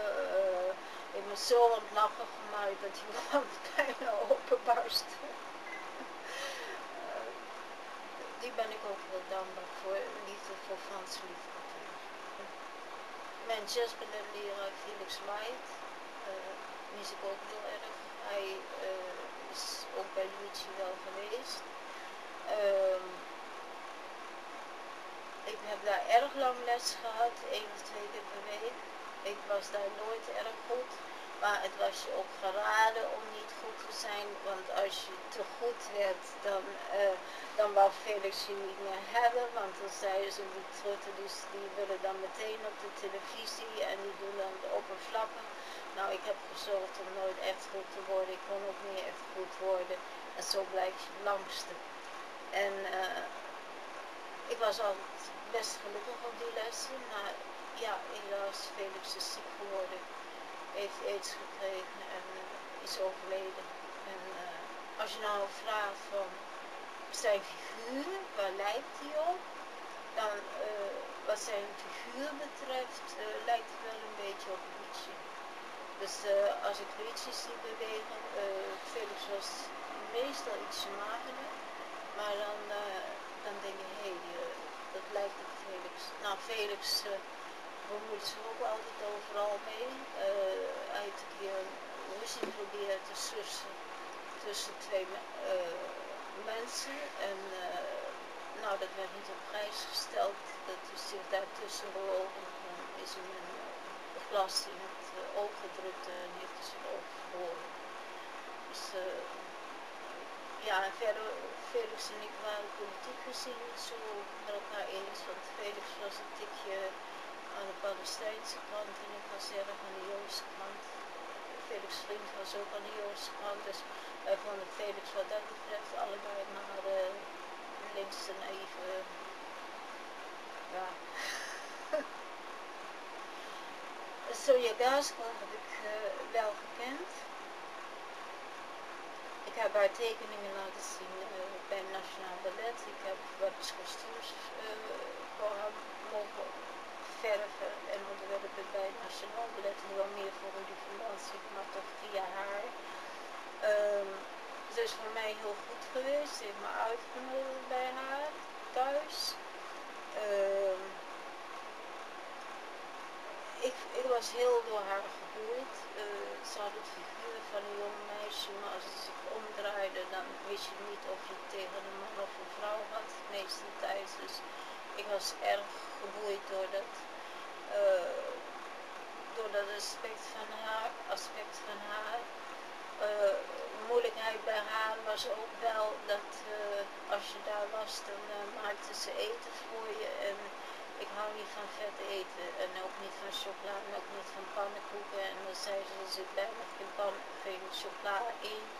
Dan zat ik met zo'n ding en als zij dan in de keuken was, dan deed ik dat in mijn jaszak. En dan liep ik heel de dag met zo'n vieze kleverige jaszak van die pannenkoeken waar toch chocola in zat.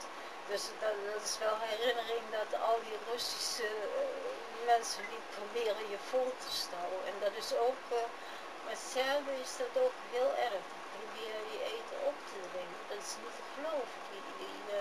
Die eten zelf allemaal hartinfarcten, allemaal 96 plus eten. En die proberen jou dan dat ook op te dringen. En dat is zo vervelend. Ja, ik heb dus op de academie in een bos gezeten. In Eindhoven op de afdeling textiel. En in Haarlem bij Lataster op de ateliers 63. Het is een beetje een gebroken opleiding dus. De filosofie van de ateliers 63 was dat je geen diploma kon krijgen. Dat vonden ze onzin. In feite is het ook wel onzin, diploma voor schrijven of diploma voor schilderen. Dat is een beetje gek. Maar aan de andere kant, je komt hier verdorie nergens aan bod zonder diploma's. Dus een beetje een tikje onhandig was het ook wel, vooral omdat het nu wel is. Dus mensen van die generatie, die zitten toch onthand als het erom gaat dat je een baantje wil hebben om les te geven. Ten eerste moet je dan voor les te geven, moet je apart stukje opleiding in Tilburg hebben om dat te mogen doen. Dat is een aparte cursus. Dat had je dan ook kunnen doen. Maar in die tijd was het van, dat was niet gepast om daarover na te denken. Daar moest je boven staan. Je mocht ook geen dingen verkopen die je in die tijd maakte.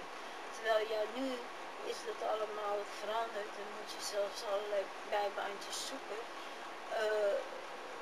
In die tijd was het een beetje irreëel, zeker met de keiharde tijden waarin we nu leven, is het toch zaak om of een bijbaan te hebben of om dan zo'n goede baan te hebben in lesgeven dat je ervan kan komen, want helemaal zonder geld is als kunstenaar nu heel moeilijk. In Haarlem was het zo dat er was een uitwisseling met de Amerikaanse school in Minneapolis.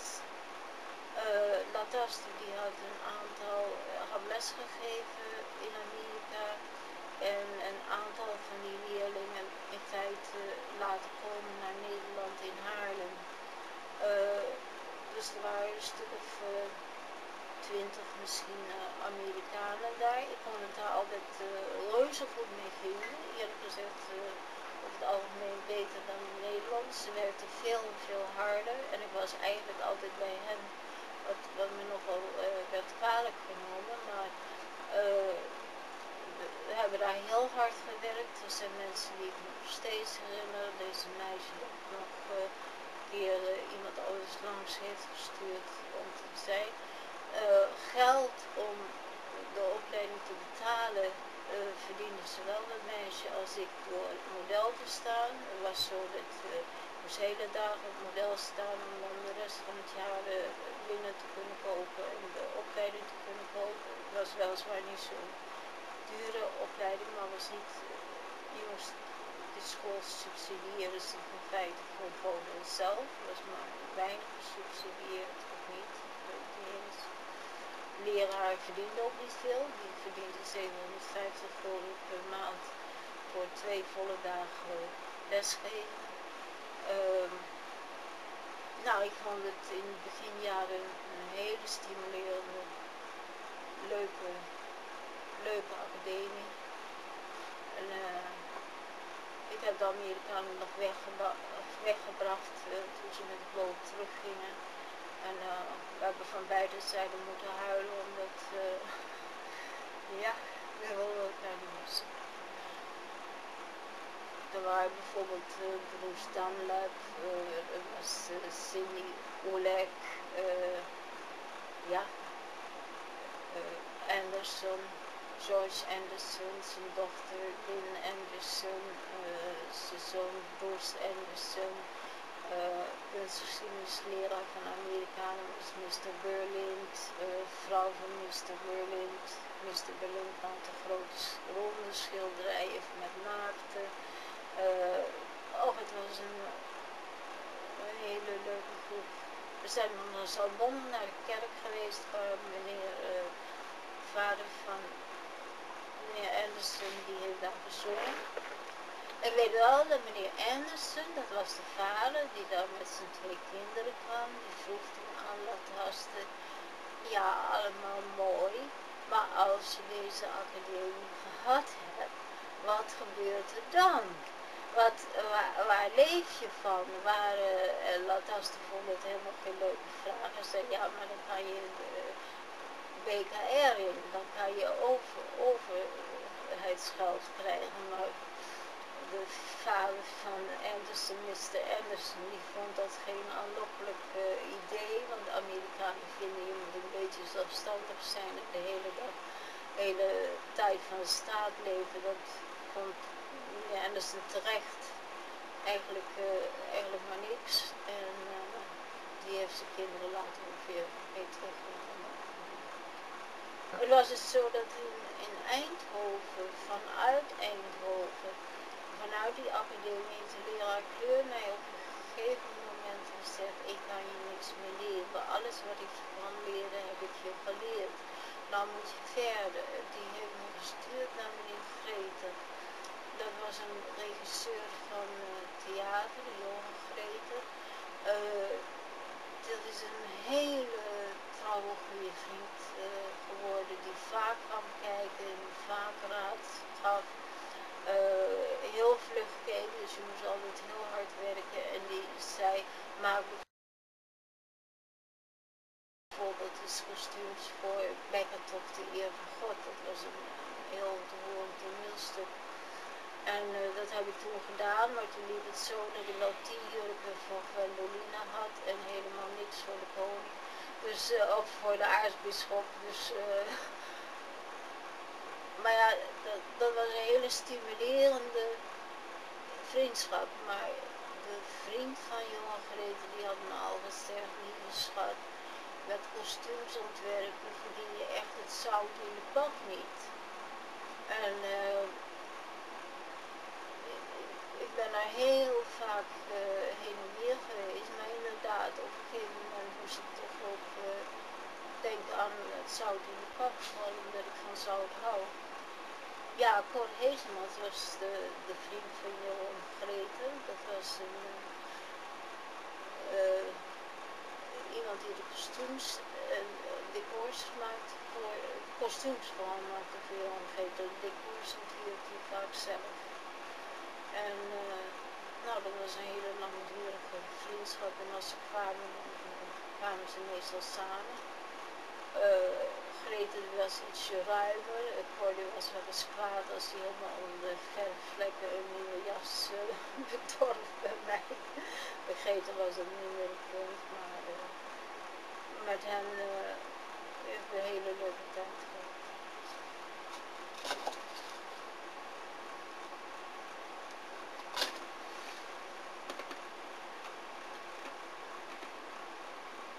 Nou, vader heeft me dus van af ongeveer mijn 11, dus had ik ieder jaar naar Parijs gebracht. We hielden er allebei van. De vader van mijn vader had mijn vader dus ook altijd naar Parijs gebracht. Zo van een week tot 14 dagen en we gingen naar alle musea kijken. Iedere avond liepen we van de fonteinen naar de Arc de Triomphe. We hebben daar echt heel wat schoenen versleten. Heel wat musea gezien. We deden soms wel 5 musea op een dag. Dat heeft dan ook veroorzaakt dat toen ik later zelf naar Parijs ging, ik dat allemaal niet meer deed. Ik ging niet meer naar de Eiffeltoren, ik ging niet meer naar het museum. Ik ging nou altijd naar de vlooienmarkt van Parijs en ik zou dat weer doen, want ik was eigenlijk wel verzadigd van de officiële dingen waarvoor mensen naar Parijs gaan. Maar ik vind het zalig, die vlooienmarkten. Er zijn er minstens 3 grote en talloze kleintjes en daar hebben ze zo van die oude witte kleren van 1, 2 eeuwen geleden, kostuums van nog langer geleden en dat hoef ik niet altijd allemaal te hebben, soms 1 ding, maar ik vind het zalig om er rond te lopen en te kijken. Ik moet ook zeggen, ik heb ontzettend geluk gehad, want ik loop daar inderdaad, het zijn Arabische wijken, er zijn maar weinig andere, maar ik ben er nooit bestolen. Dus iedereen zegt altijd, kijk uit, maar het is misschien geluk geweest, maar ik liep daar met camera om mijn hals en nou, je moet toch ook de goede dingen zeggen als er goede dingen zijn. En in al die jaren heeft daar nooit iemand iets van gestolen.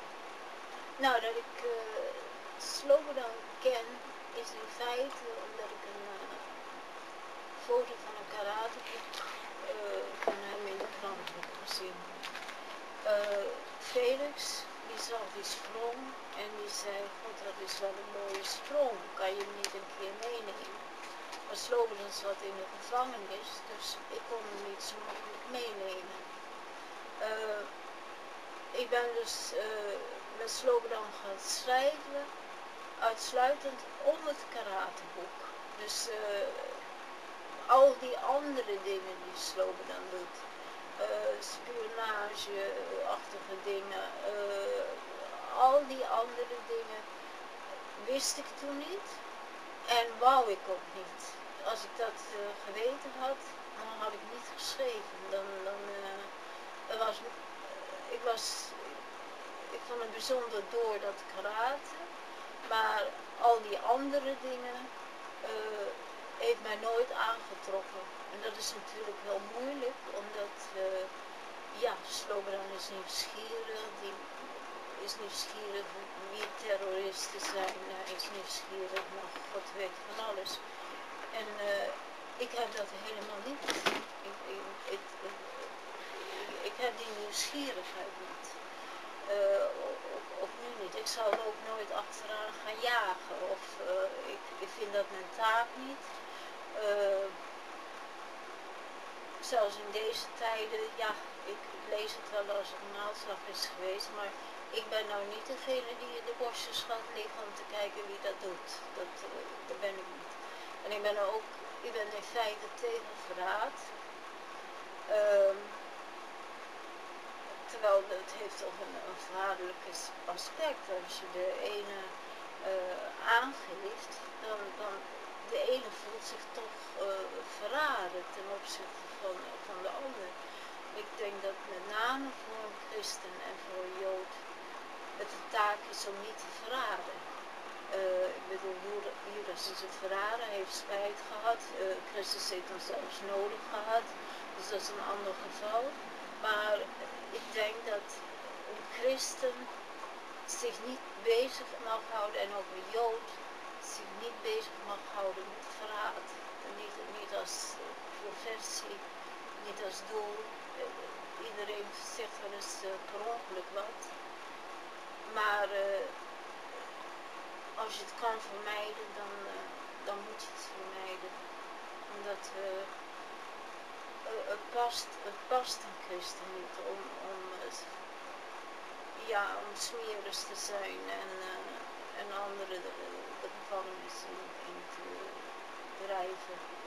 Voor Christus deed dat toch ook niet. En ik denk dat God de Vader dat ook niet doet. Ik vond het raad heel mooi om naar te kijken. Slobodan heeft me dat geleerd. Hij heeft me de videotapes laten zien, de oorspronkelijke videotapes van een Porsche. Nog in Parijs hebben ze die eerste tape, dat is heel mooi om naar te kijken.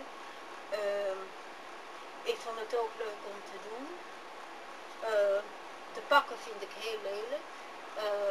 De kleren die zij dragen vind ik heel lelijk. Dus voor een vrouw is het, je ziet er gewoon niet op je best in uit, vind ik. Maar dat is dan niet zo'n punt. Het heeft voor hen toch iets heiligs, dat pak, en dat aanvaard ik dan wel. Voor mijzelf is het zo dat ja, de bewegingen bij Felix was natuurlijk iets wat toch vrouwelijker is en beter bij me past dan karate, denk ik. Dus ik deed het al veel langer. Het is heel mooi. Het oorspronkelijke karate, zoals het in Japan gedaan wordt, heeft iets heel puurs. Is heel erg de moeite waard om te zien. En Slobodan zelf heeft natuurlijk een enorme kracht. Een heel eigen manier om het te doen. Was ook heel effectief, neem ik aan. Ik bedoel, misschien niet volgens alle regels zoals ze willen, maar iemand die er neerslaat, die ligt wel op de grond. Dus ja, het is heel prachtig. Maar voor mijzelf, voor vaartbeweging, ja, is jazzballet natuurlijk past ietsje beter bij mij, denk ik. Ik voelde me toch met karate bij de kaders een beetje onnatuurlijk, met die grote tassen, een beetje, maar om te kijken, om te leren kennen, is het fantastisch. Is het bijna ook een heilig iets. In de moeilijke tijden die Slobodan en ik gehad hebben, waren er toch altijd mensen die ons geholpen heeft. Onder andere Bert Kuip, Bob Bakker, die toen ook ja, in de moeilijkste tijden dan toch als reddende engelen aankwamen. De Klacht die kaas en Potifar kwam brengen, hoewel die zelf astma heeft. Mevrouw Jeremik die 100 gulden gestuurd heeft, zodat ik toch naar Slobodan op reis kon, terwijl ik helemaal geen geld meer had om op reis te gaan. Ome Chris van de overkant, die nu overleden is, maar waar je altijd een strijkijzer kon brengen, wat hij dan kocht voor een tientje en dan later kocht ik het weer voor 2 tientjes terug. En ik was eigenlijk altijd bezig om de reis naar Slobodan voor elkaar te krijgen, tot het op het laatst ook echt niet meer lukte. Wij zijn te lang in moeilijkheden geweest en ja, nu mensen worden begrijpelijkerwijs en nog. Ja, wat mij ontzettend heeft gestoord, dat was dat mensen in Joegoslavië, niet alleen in Marokko, maar mensen in Joegoslavië, onder andere mijn schoonmoeder, dachten dat hier duizenden en duizenden guldens mensen hier krijgen, dat ze ook duizenden en tienduizenden guldens kon vragen. Wat mij bijzonder verbaasd heeft, want de mensen eten en drinken en kleden zich daar vaak beter dan ze hier doen. Ze hebben veel meer dan de armste mensen hier. En ze zijn totaal onbeschaamd in wat ze durven te vragen. Dat heeft me enorm geërgerd.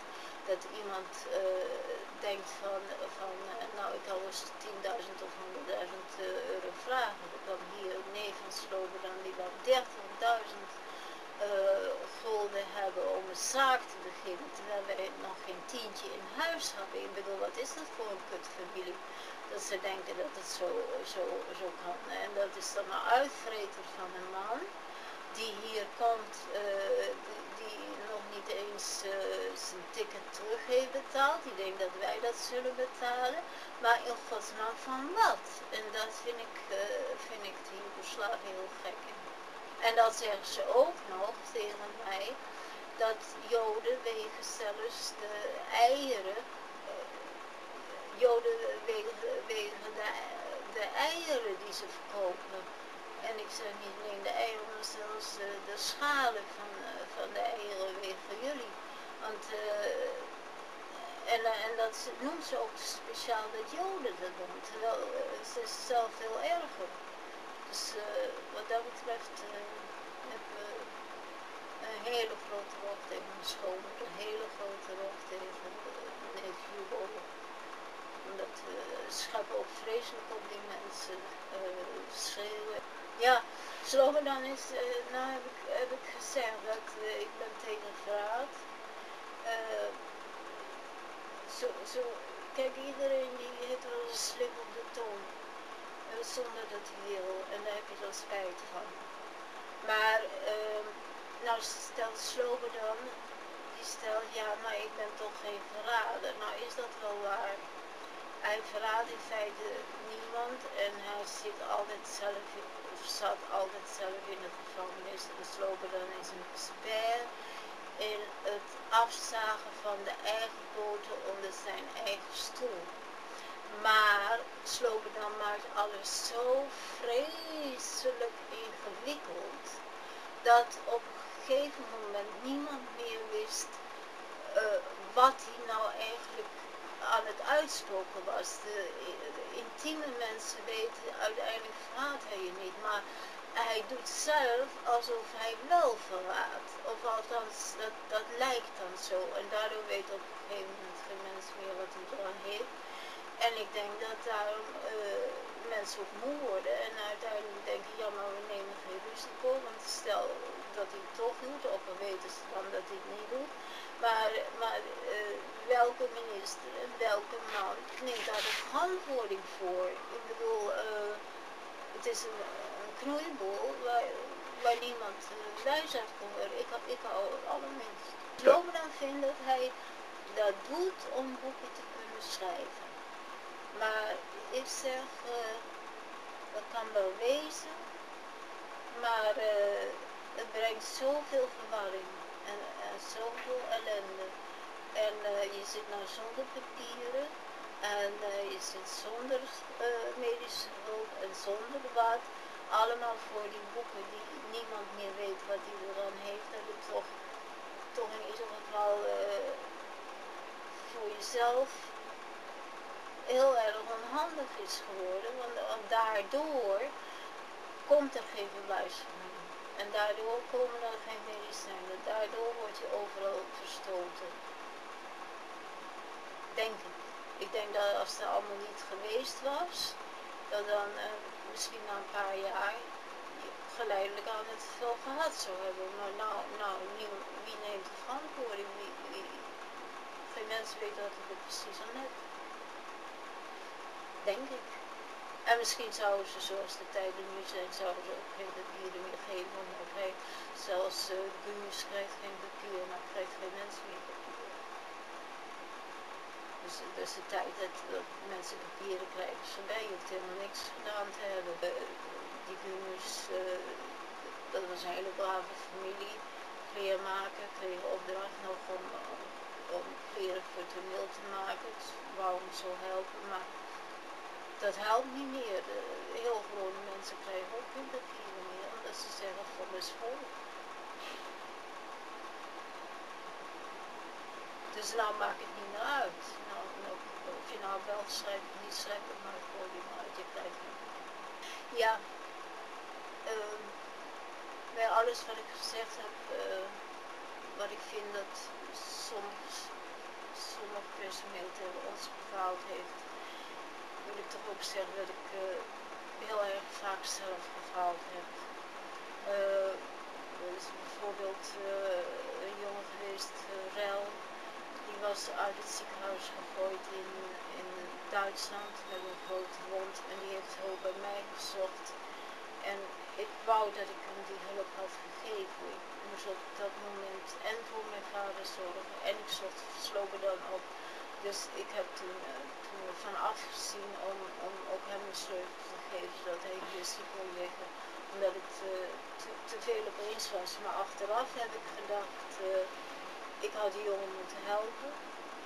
Het was een homoseksuele jongen, we hadden geen enkele seksuele relatie, dus ik kon hem helpen zonder wie dan ook iets verkeerd te doen. En Rel heeft zelf voor een vriendin van mij verzorgd. Hij was uit het ziekenhuis in Duitsland gegooid met een nog open, nog niet gesloten wond. En waar hij was hij ook uit huis gegooid. Dus dat de sociale dienst, die wou dat hij een werkgeversverklaring zou geven uit Italië, waar hij ooit geweest was. Maar hij was veel te ziek om daarvoor te kunnen zorgen. Bovendien had hij dan ook weer geld nodig om daarvoor te kunnen zorgen. Dat geld had hij niet. En Rel die had gevraagd, mag ik niet hier op de grond liggen slapen. En ik neem mezelf een verklaring dat ik ondanks de stress waarin ik zat dat niet gedaan heb. En dat had gekund, had ik sloop dat eruit kunnen leggen. En hetzelfde geldt voor een componist die ik kende, van Jan Venkelo, die heeft hier ook gebeld.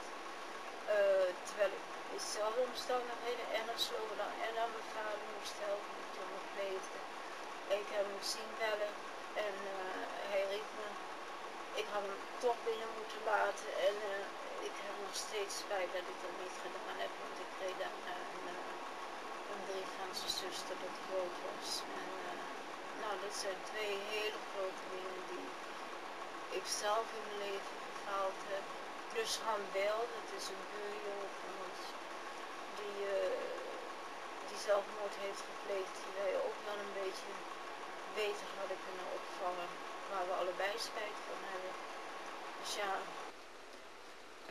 In de videotape heb ik helaas één ding incorrect uitgelegd. Ik heb het niet expres gemaakt, maar ik wil het hierbij herstellen. Het is niet zo dat men echt de hele dag op de gang moest wachten voor röntgenfoto's.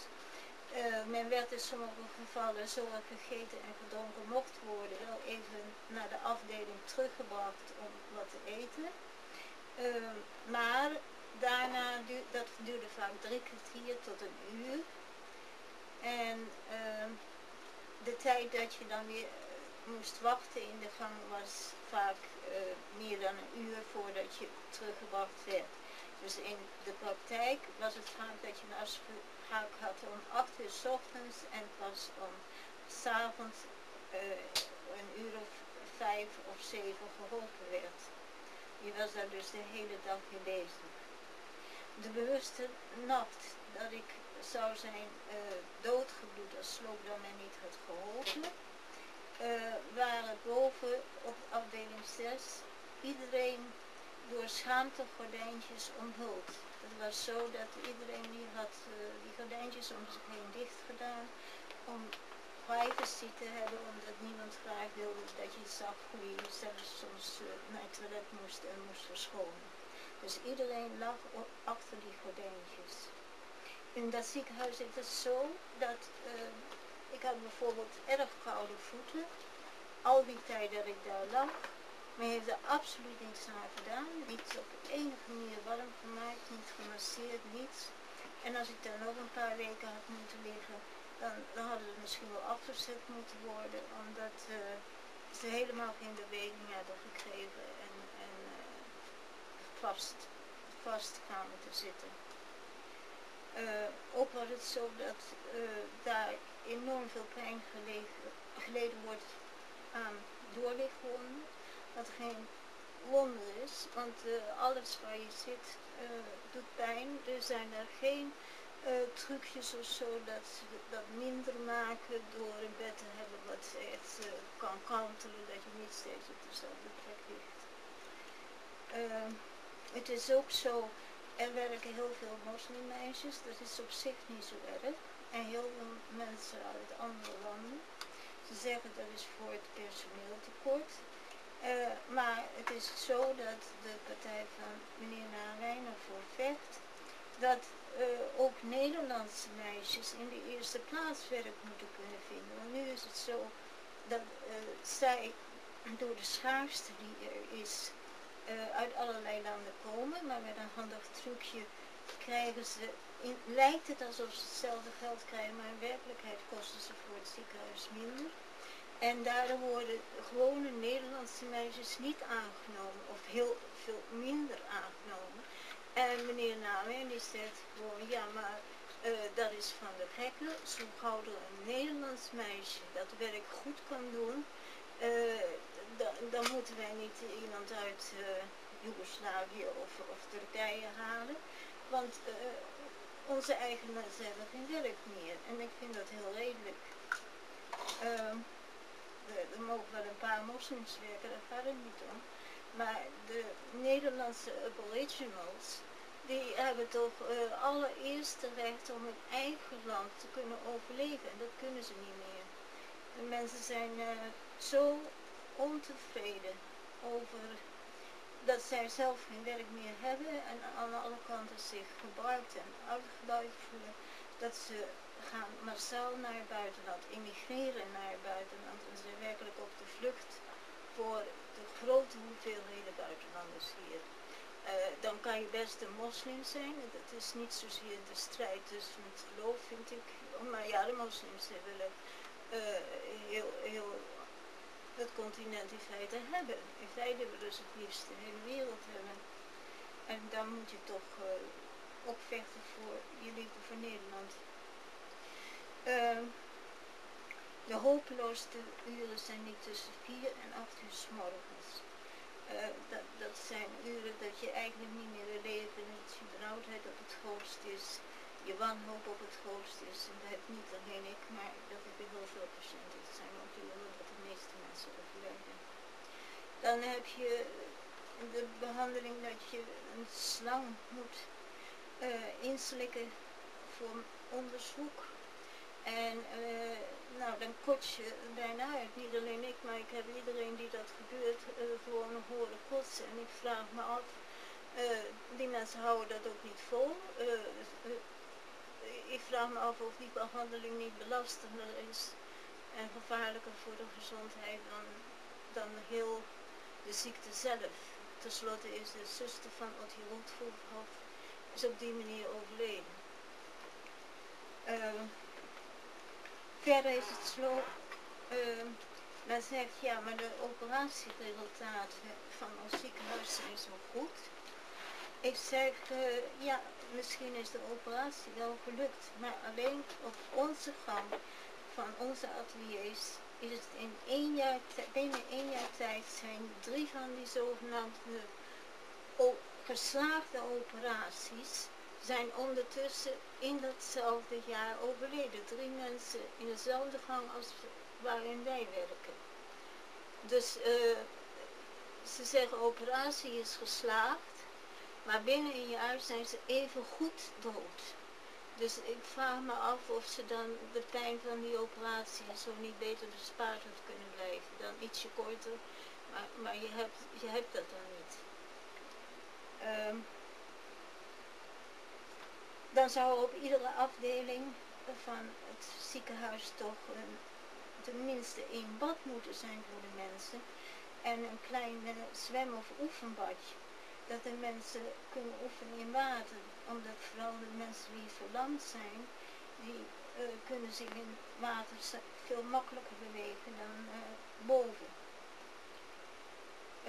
Verder zullen de psychiatrische vrouwelijke genieën, hebben gedacht dat ik, omdat ik getrouwd ben onder de naam Vries de Vries, tot de conclusie zijn gekomen, tot de conclusie zijn gekomen dat ik de Joegoslavische was en Slobodan de Nederlandse. Een heel lang geleden opgenomen psychiatrische conclusie over Slobodan is namelijk nu letterlijk bij mijn naam gezet. In feite kan dat niet, omdat voor advocaten, voor rechtbanken, voor de sociale dienst, voor de aansprakelijkheid van eventuele schulden van mij of van ons beiden, alles altijd onder mijn meisjesnaam de Vries wordt gevraagd. Dus in feite is het zo dat, het is ook zo geweest dat een keer eerder is de sociale dienst helemaal ingetrokken geweest van mij.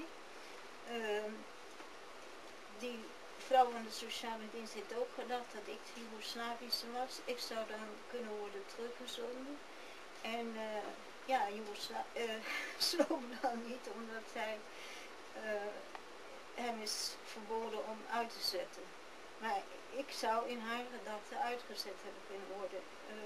Adrie Vermaat van het Dagblad Trouw heeft het nog in het Dagblad Trouw gezegd en geschreven. Dus ze hebben echt gedacht dat ik mijn man was. Deze zelf ingenomen, met zichzelf ingenomen psychiatrische tutjes dachten ook dat ik niemand ooit had gekend en ziekenhuis en psychiatrische hulp nodig zou hebben om met iemand te praten. Nu, mooi niet. Dat God alle zieken en lijdenden tegen dit soort falende amateurs mogen beschermen.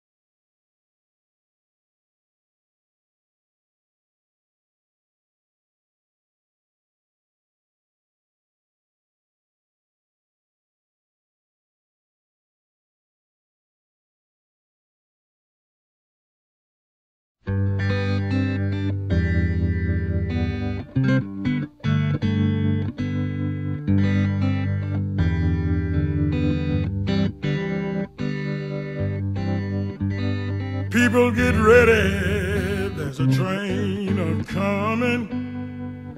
You don't need no baggage, you just get on board. All you need is faith to hear the diesels humming. You don't need no ticket, you just thank the Lord. People get ready,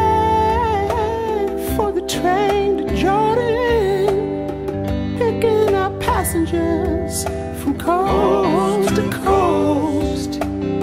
Faith is the key. Open up the door and border. There's hope for all among those who love the most.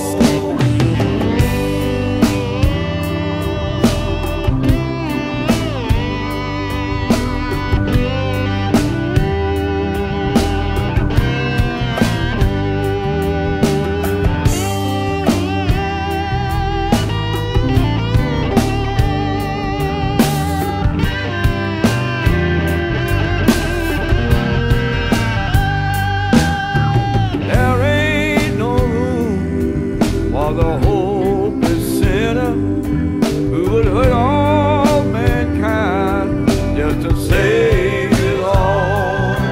Have pity on those whose chances grow thinner at no hiding place against the kingdom's throne.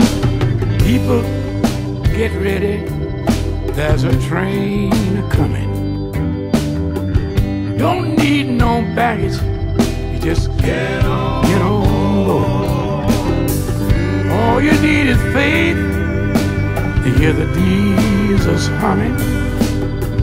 Don't need no ticket, you just thank the Lord. I believe. Well, I believe. Yeah. Well, you got to believe. Yeah, I do. I really do.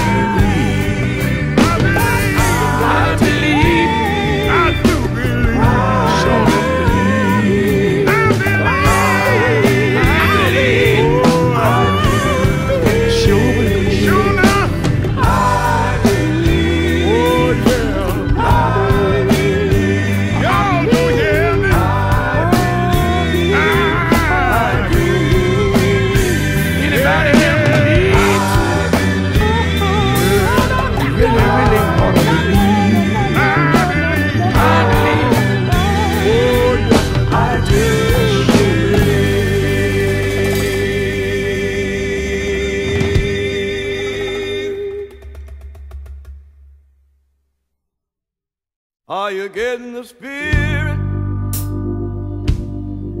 in the dark? Talking about the spirit in the dark. People moving, everybody grooving. They're getting the spirit, oh, in the dark. Tell me, sister,